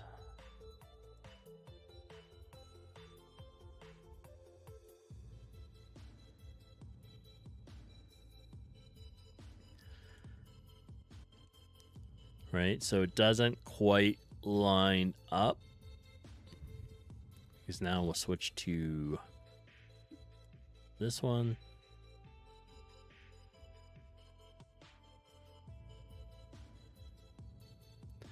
And we'll do another one.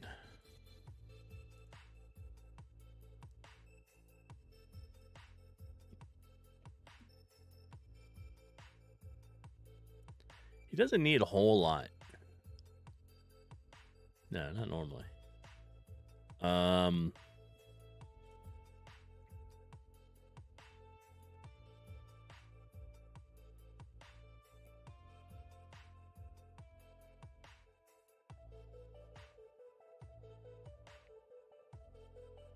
So if he lowers and then raises back up a little bit, like I said, it needs to be subtle, but not like drastic.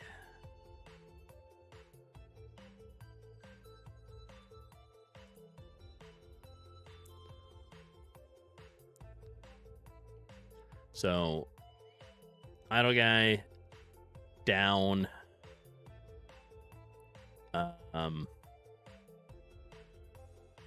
Back up. And that might be okay. Maybe we'll just take those three and see what it looks like.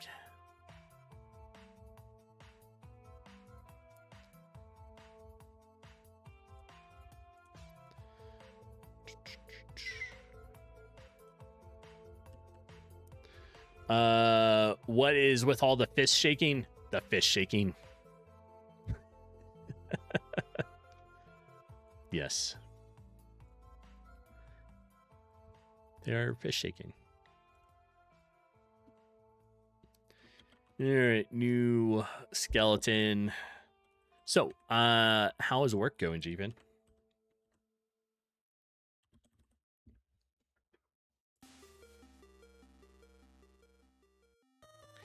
Oh.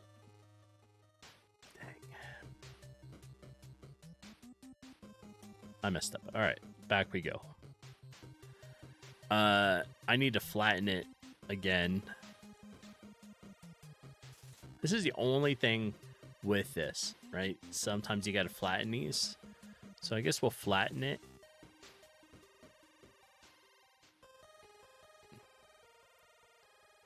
And then we'll try it again.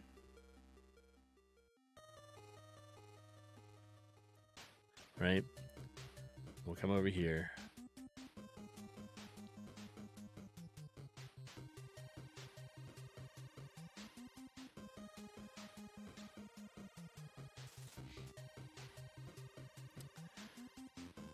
And then before I forget, there we go. Undo the flatten. And we'll save it. All right. Let's break this into 3 frames. 3.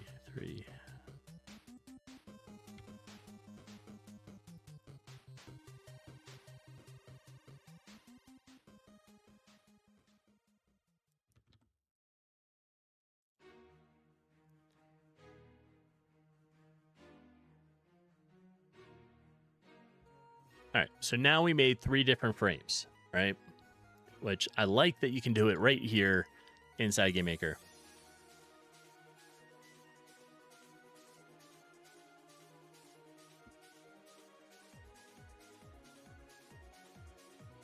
Slow them down to like a 4.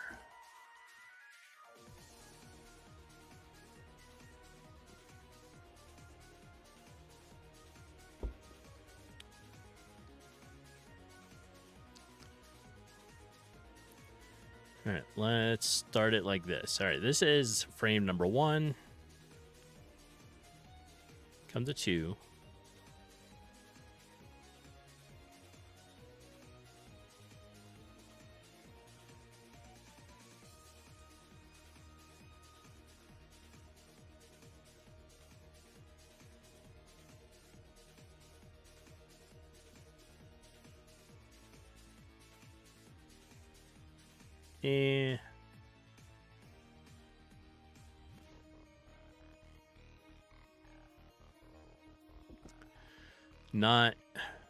Not exact, huh?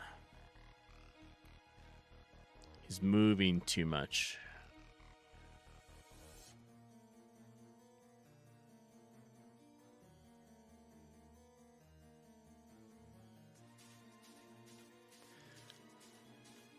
All right. New direction with it. We're going to delete all these guys. We're going to manually bring these guys in. So that's the start one.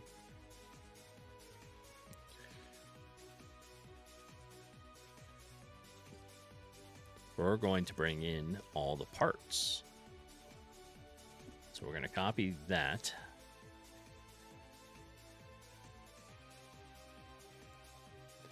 Then we're going to make a couple layers.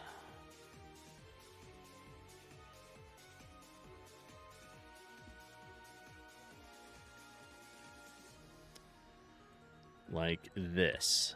All right. It's already been an hour, folks.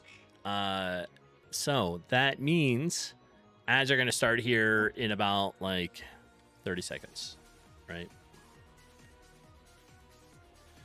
What did I not do?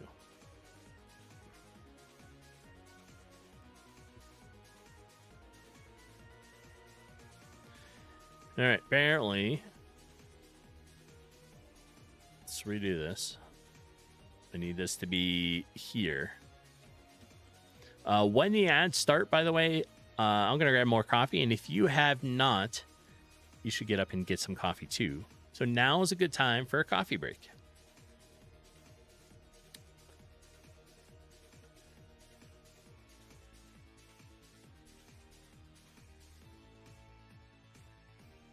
There. All right. We'll leave it there. And we'll go grab some coffee. I'll see everybody in just a couple minutes.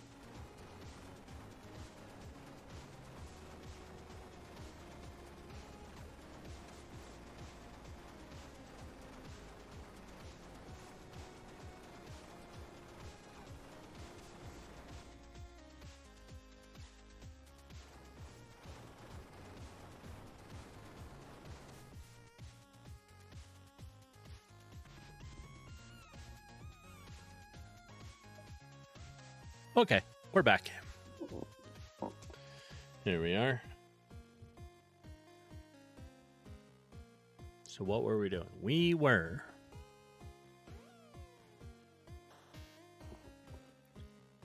copying these individual frames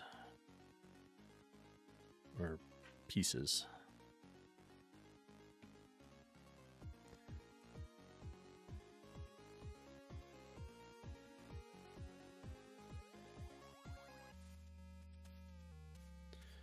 All right, and then we're going to make the idle guy on his own. So this needs to be that.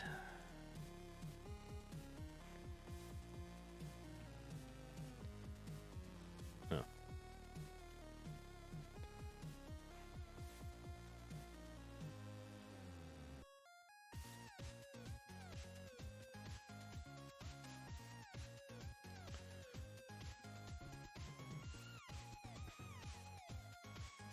There. All right. Let's get them organized, right? So I think we can move the legs back a little bit. Then we'll switch and we'll take it for this.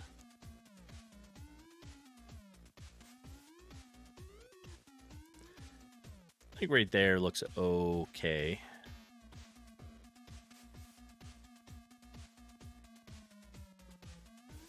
Like that, right? You love the teeth on the skelly? Yeah. There. This is the skelly guard, right? So we have the thug. If you would look, he'd be fine with it.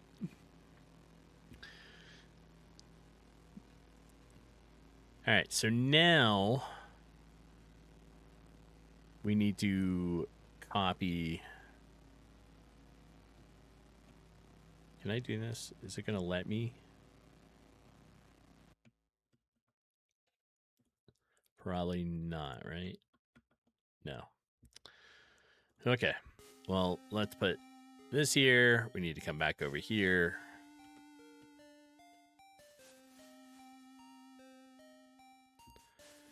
And we need the legs. There. So what we'll do is we'll turn on onion layer so that I can see the previous sprite frame.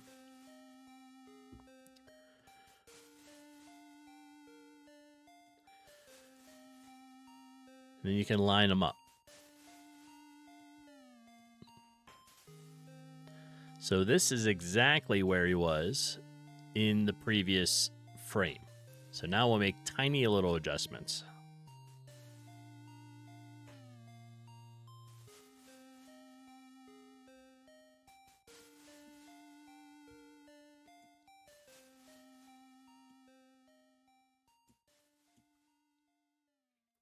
Like that. And then in the third one, we'll do the same thing. So we'll do that here. The legs aren't really changing, right? So that's okay. This does. So you can see kind of the movement. The light right here is the first frame, and then this one, the darkest one, is the last frame.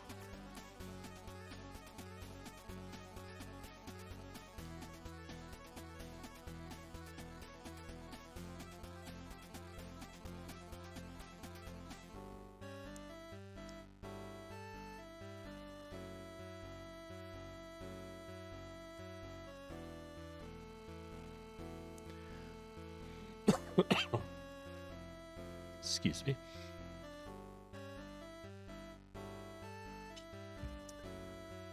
All right, so now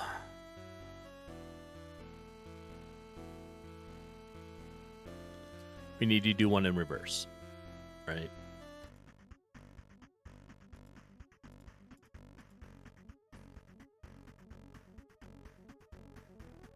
So add on another one.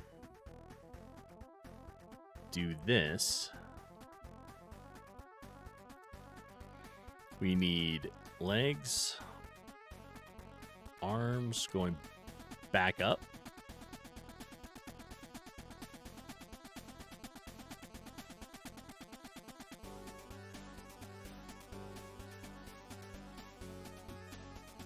And the head going back up.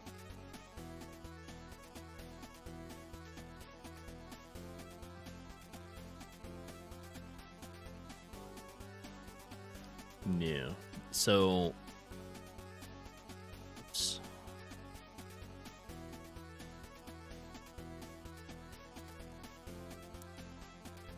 There we got legs.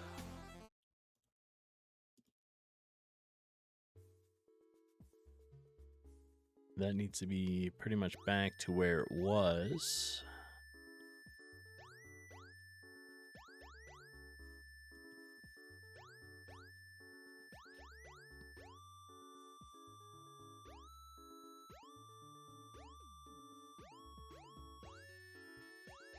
Okay, so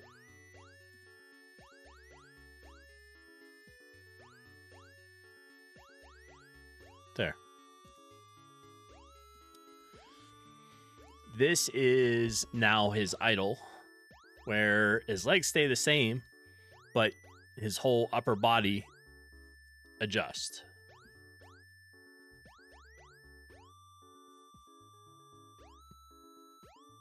And I think what we'll do is we'll make this one 2 frames long, that one 2 frames long.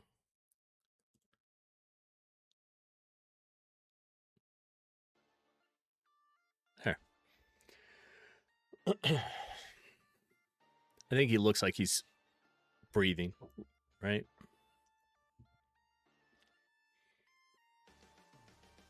All right, so that's our idol for him.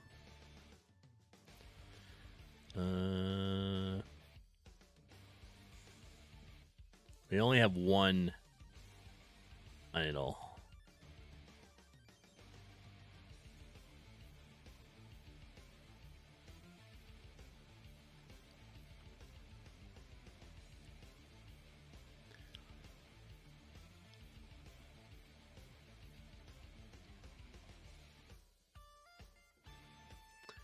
Our idol there. Suppose I could take it and flip it for an idol to the other side. So let's open it. Let's edit this.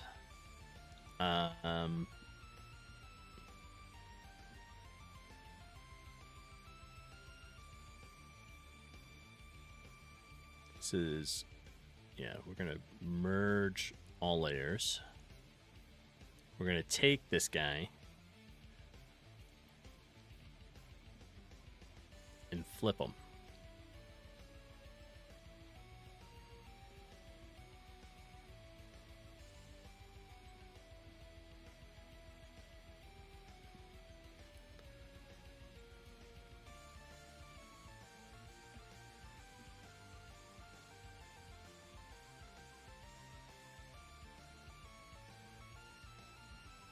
Now with this, I don't want to see them all, so I have to adjust this.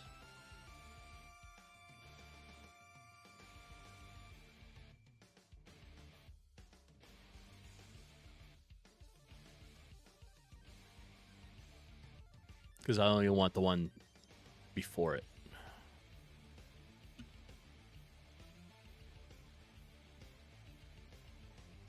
There.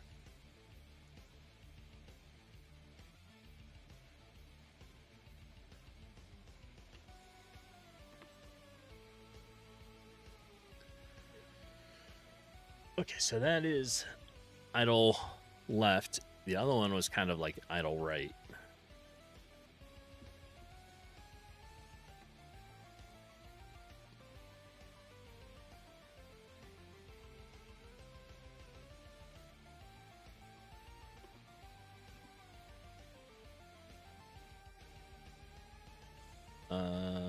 Idle left.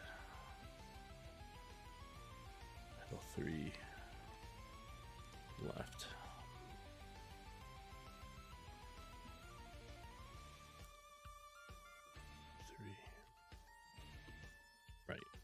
Okay. I don't have the walk-in ones yet.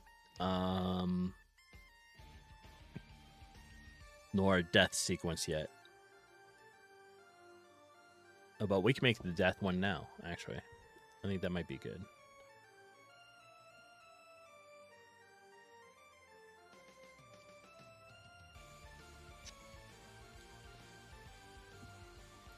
So on here, we're going to make a death one.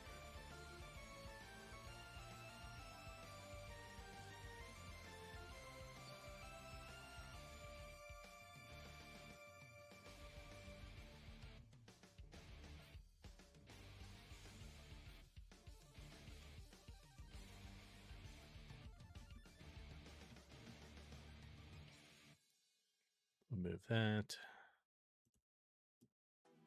Oop. Okay. So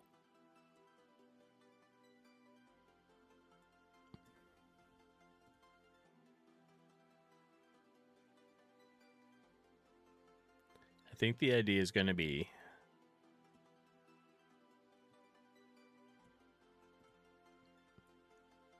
that he's just going to fall kind of straight down.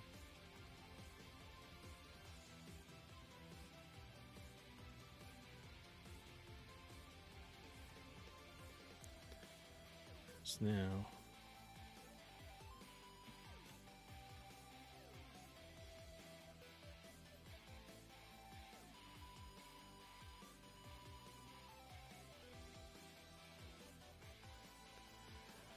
let's do that.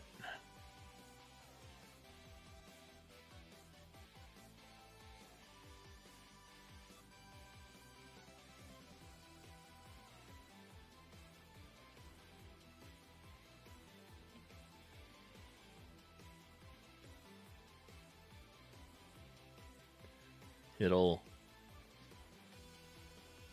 look like this, like everything's going to collapse, right? Copy. Let's do this.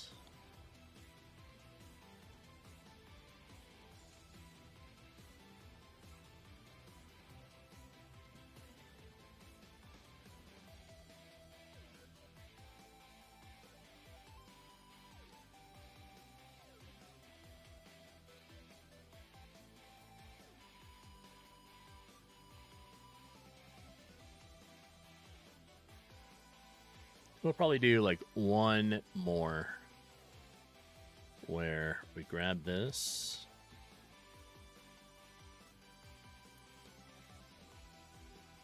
That.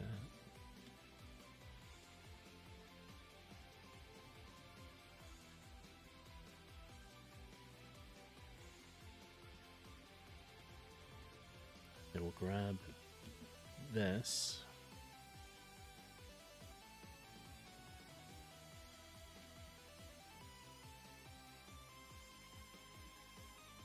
Like that, right? So that'll be the death.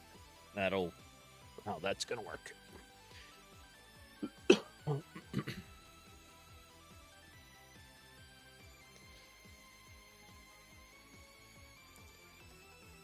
So SPR skeleton 3 death. You got a meeting, so you're gonna have to be lurking. I appreciate the lurk. Have fun at the meeting.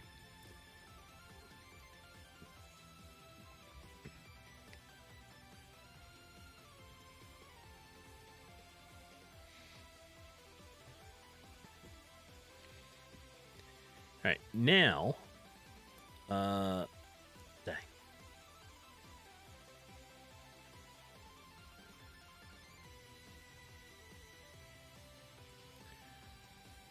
Now we need this.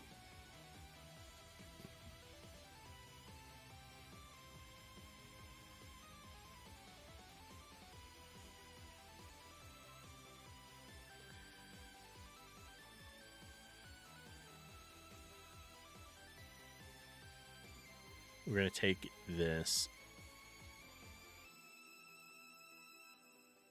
make it about that size.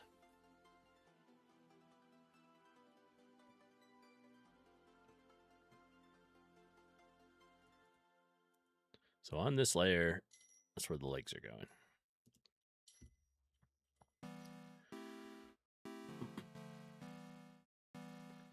And on this layer,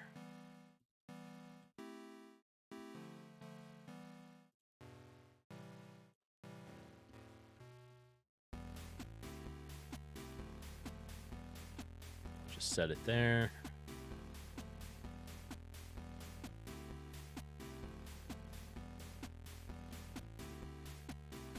Okay.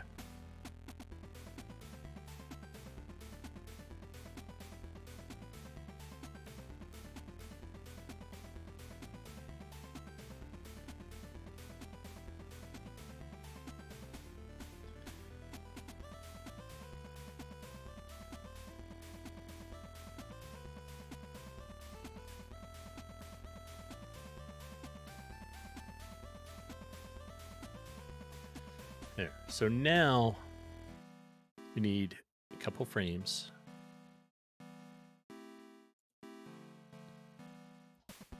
In this.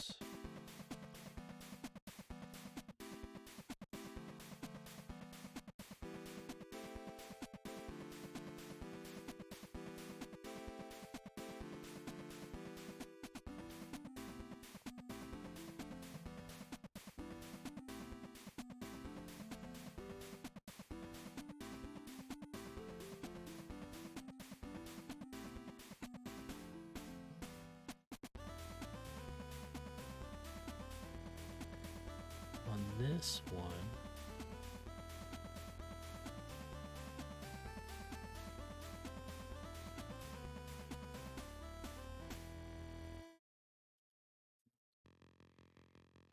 goes there. But then on here, we want to start being orange.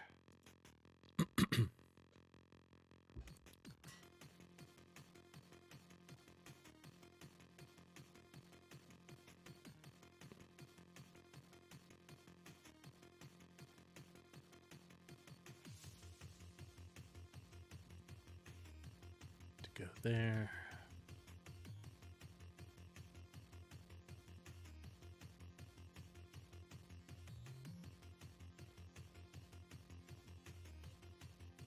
We'll make it like a dark red.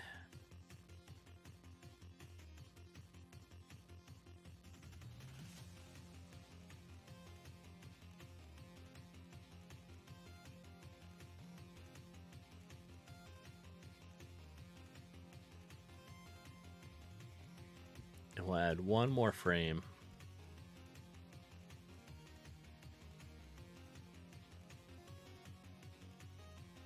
Oops.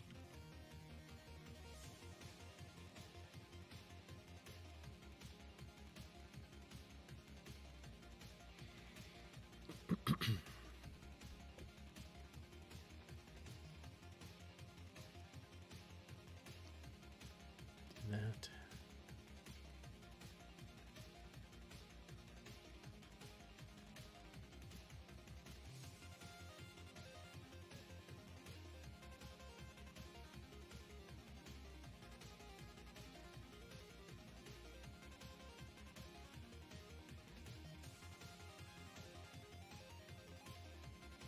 I don't know if I like it all black like that. So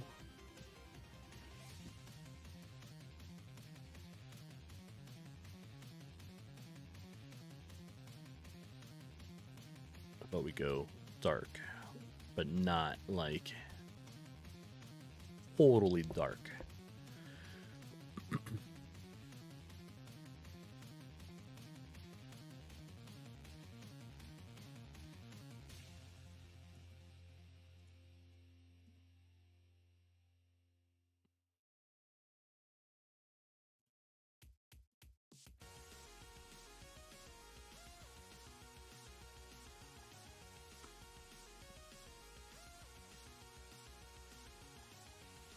There. Okay.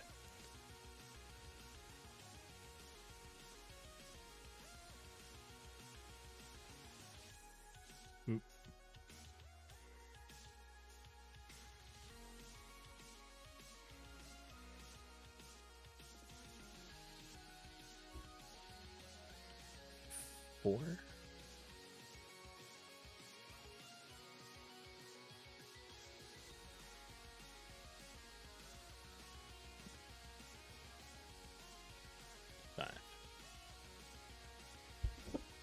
Perfect.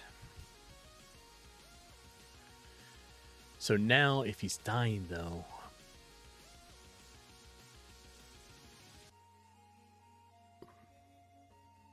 just in case, we'll leave it as facing to the right, but we need it to be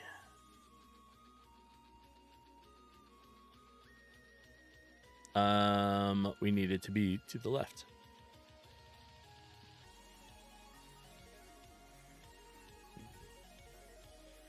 You're thinking the speed of 10. Okay, let's check it out. Sometimes I'm never sure, right? So this is a 5. If I move it to 10,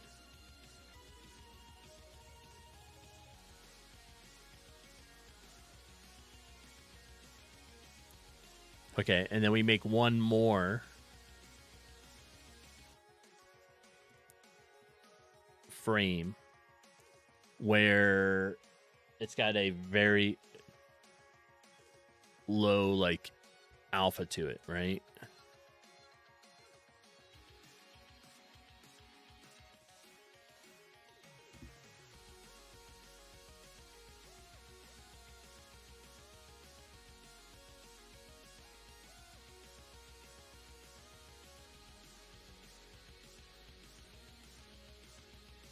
And we do this.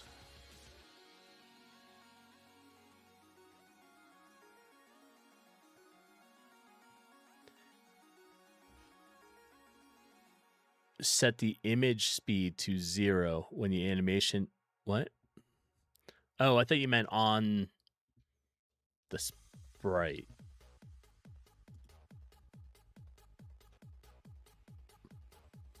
Hold on. Let me just copy that. We'll come in here.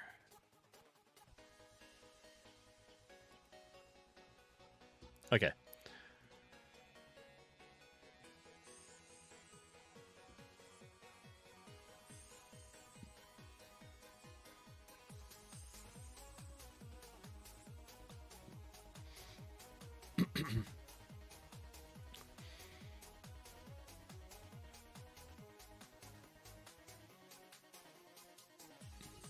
All right, so now I haven't even made the code yet for it.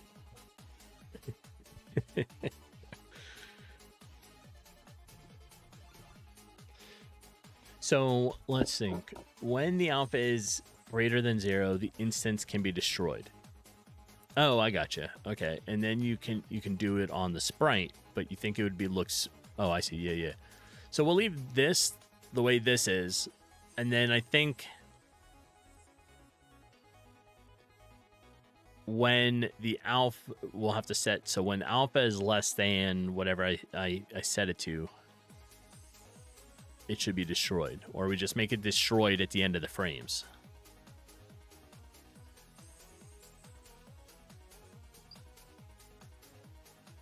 Yeah. All right.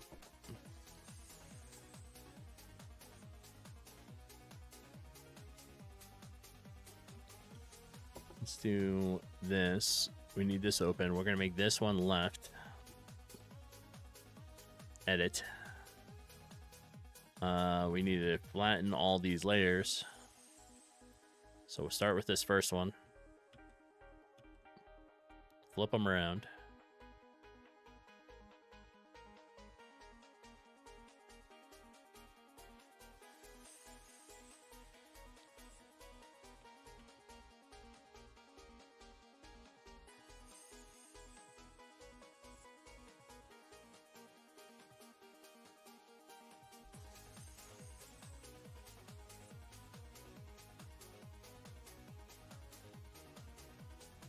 Go like that.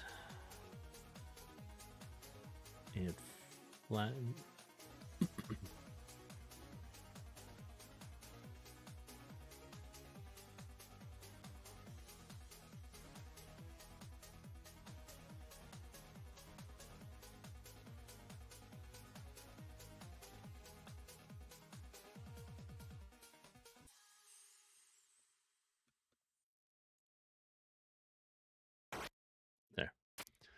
All right.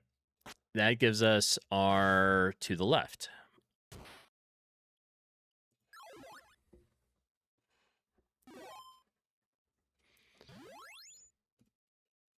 So we have idle right. Oh, and I need to make idle left. No, wait. I have idle. Yeah, I have idle right. We have an extra one. And then we have idle left. Death to the right. Death to the left. And now we need to do the attacking. And then we'll get into working on some code. We'll see. Maybe.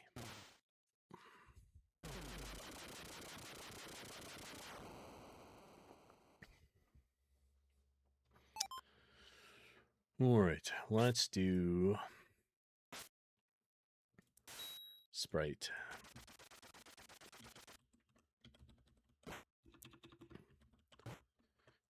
Three. This is attack.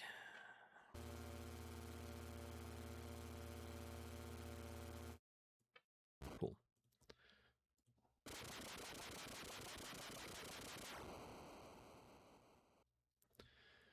All right. There it goes.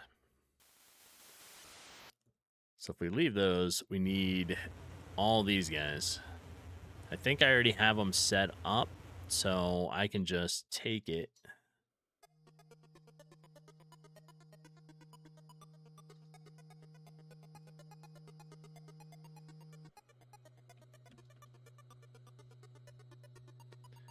And if we come here,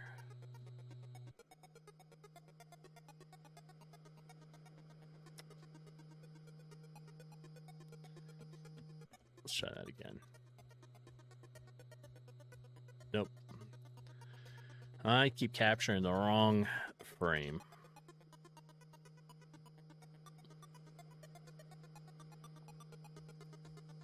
This one extra. Homeless, oh snap, you forgot you stream Fridays again. You are late. Yes, you are. I appreciate you being here. And yes, today is day one of now streaming back on Fridays. It's been a while.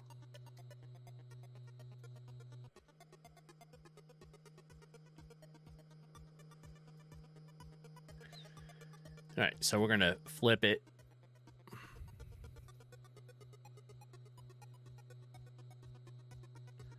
Let's see. It may not line up. Maybe I don't have them exact, and so I'm going to have to manually do some of these. All right, so that's 6, and that's 6. So what are you up to today, Homeless? Anything exciting?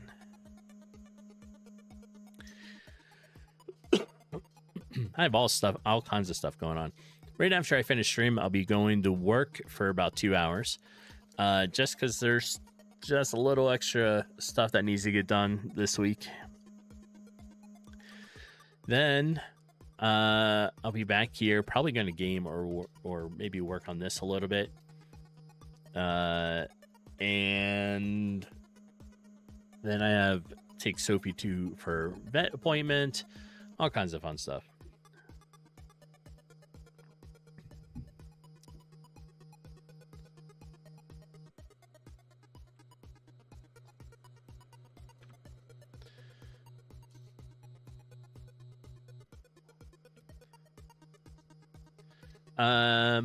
Even when your days off change, you still have to work, it seems. Sometimes.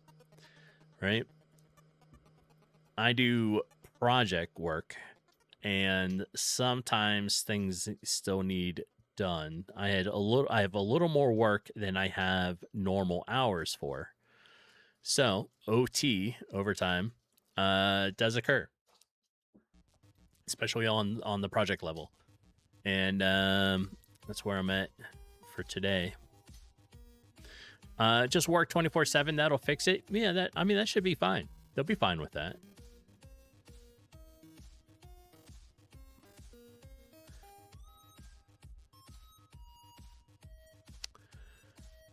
I don't think this is working very well. We want to offset I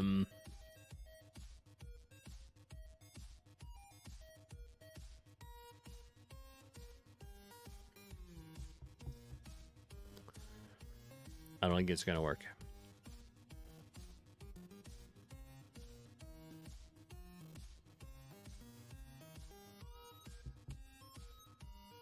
Yeah. So let's cancel this.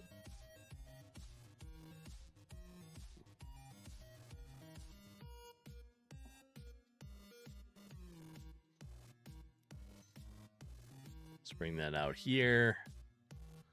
And we'll cancel what we're doing here. In your job, there was no such concept as days off, just the days you didn't come into the office. True. I don't go into the office anyways because I'm 100% virtual. But it's the line of stuff that I do with the projects and that kind of stuff. It's hard to just be 4 days a week, although I do my best to try to make it work.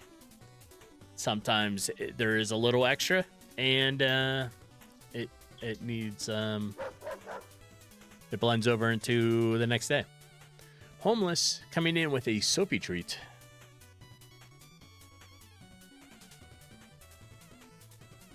I was like, there she is.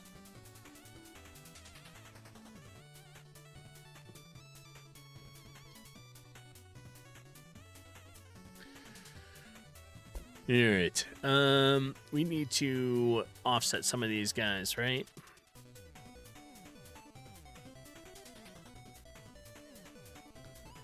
So we're going to move this one to there. I think part of the problem is not this, it's this. This is how big the frame really needs to be.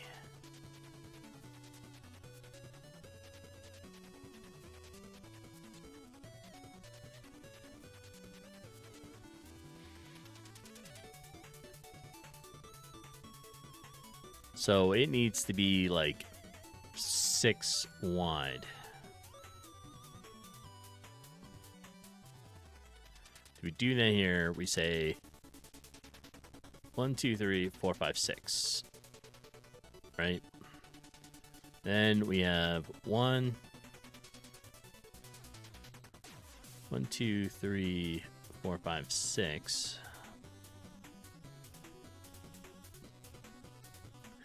And then once we have them in the actual, like when it's split out, we will 4,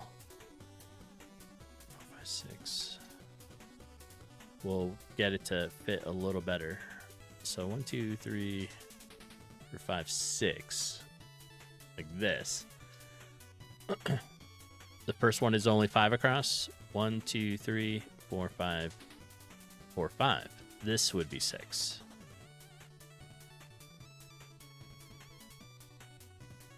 All right, let's move him.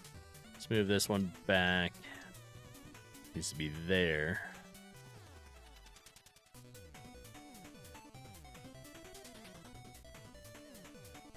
One, 2, 3, 4, 5, 6. 2, 3, 4, 5, 6. So we said 1, 2, 3, 4, 5, 6. 1, 2, 3, 4, 5, 6. 1, 2, 3, 4, 5, 6.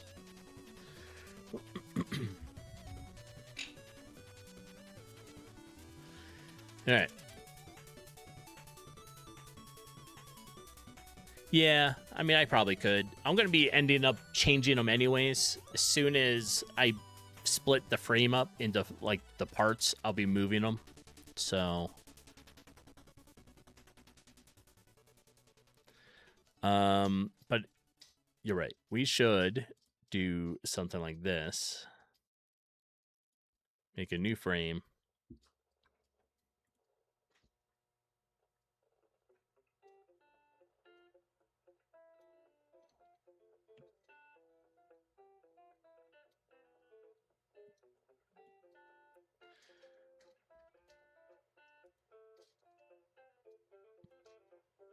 What is going on?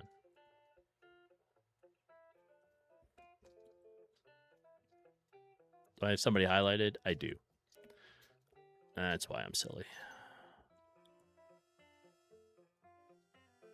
All right, so 1, 2, 3, 4, 5, 6. That is our block.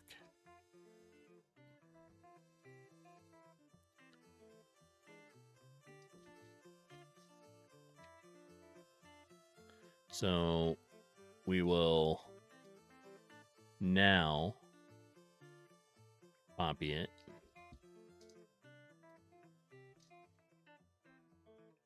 Except I did that wrong. Silly me. All right. Copy.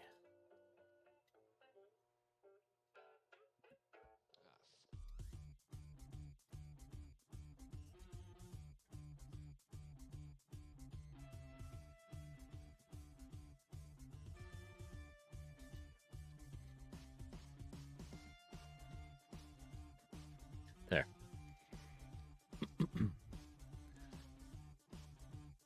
right, so we got first 3 okay. They're not 100% where they need to be, I don't think, but they'll be close, right? So he really needs to be back farther to match up with the others.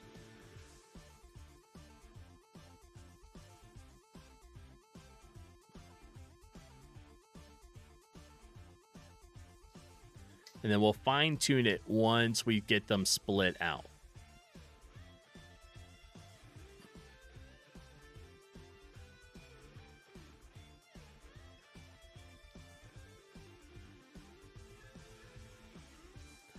The box was a good idea.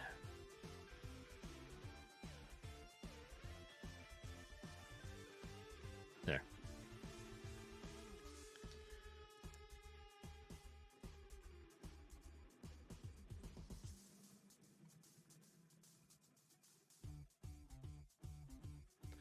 All right, so now we go to image, we convert to frames. We have it at 6.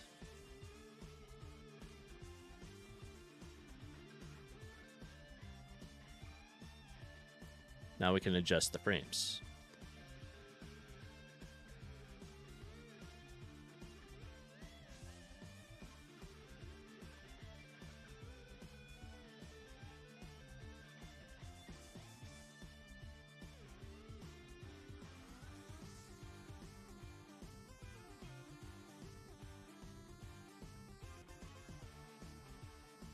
Okay, I think that looks okay. So out of this, it'll grab these 6 frames, just the way they are.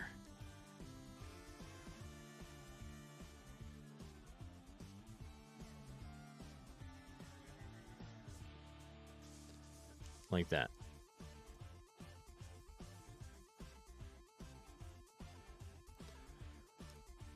So now we'll take it.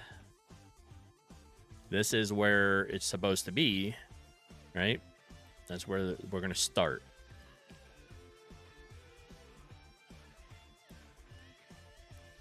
We'll do the one before it.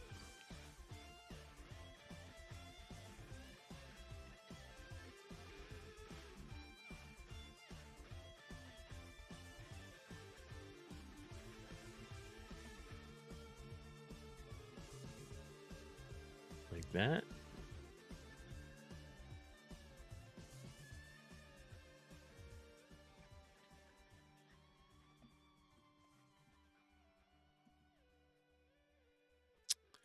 I did not do it 100%. Okay.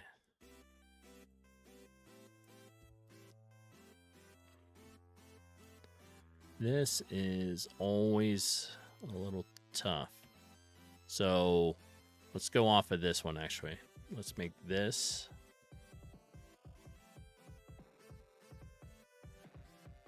Like that with 2.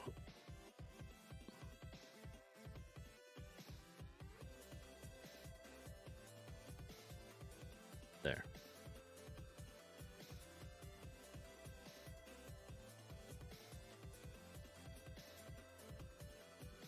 sometimes, you know, it's not exact. I mess up somewhere.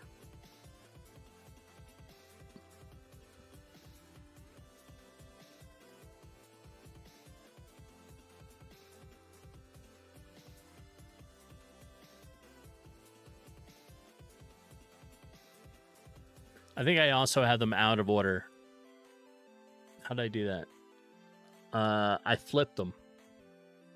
That's what I did. The attack sequence is out of order.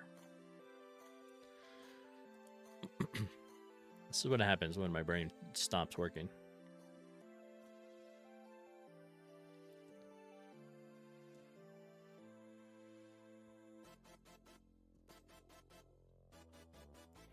All right, that needs to be the start.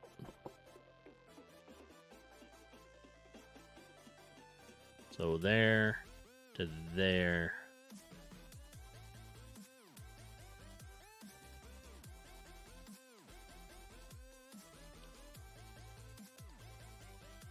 There.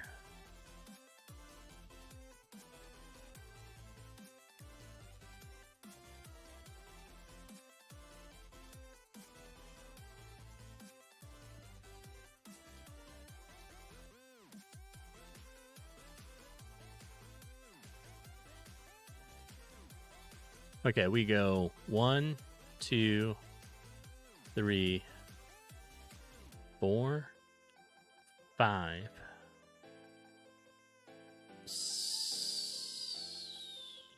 6.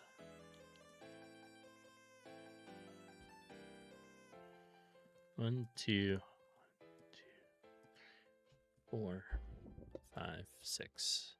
All right, now it looks like it's in order, and that was not the.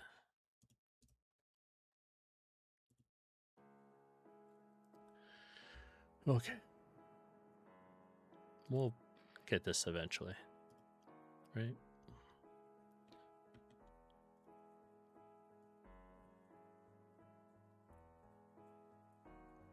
Start them back here.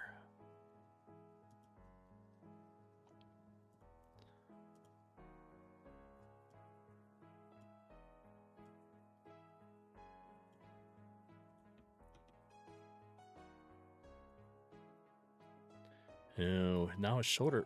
Damn it. Ooh.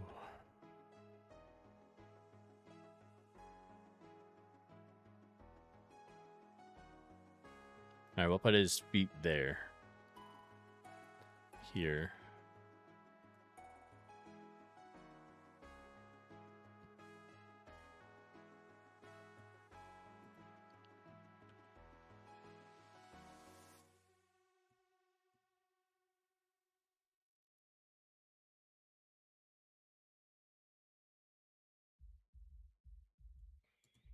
All right, 1,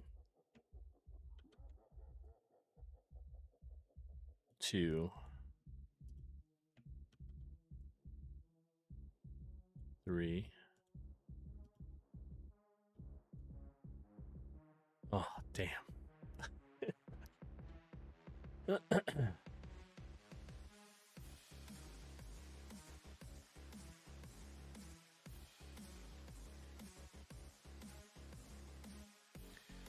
I need the frames to be much bigger. All right, I really jacked it up. So I can't just make these bigger here, which is the problem, like a pain.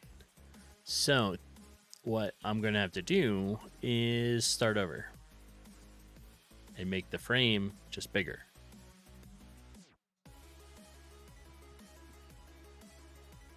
Yep. Oh, well. Well, outside of my mistakes there, I think, I mean, you know, a little bit of progress today. A little bit, right? I will end up having to do this all over because this one can't line up with its feet because its arm is off the screen here. So I'll need to restart them all with a wider frame. But I think that's it. So we're about 10 to 10. I'm going to try to switch over, go upstairs, get logged in to work, and put about 2 hours in, finish up some stuff I need that I didn't get done during the regular week, and go from there. So let's see who's on doing some game dev.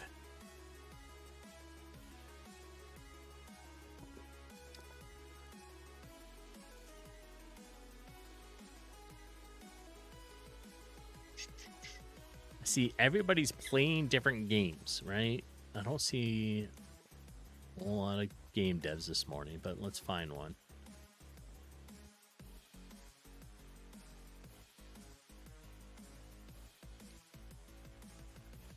All right, I don't see any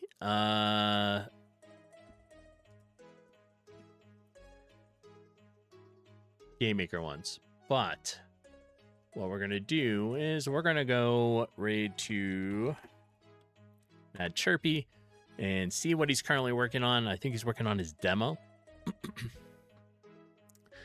And that's it. So I appreciate everyone for being here. I know Friday's not my normal day, but it is now. It's my new one.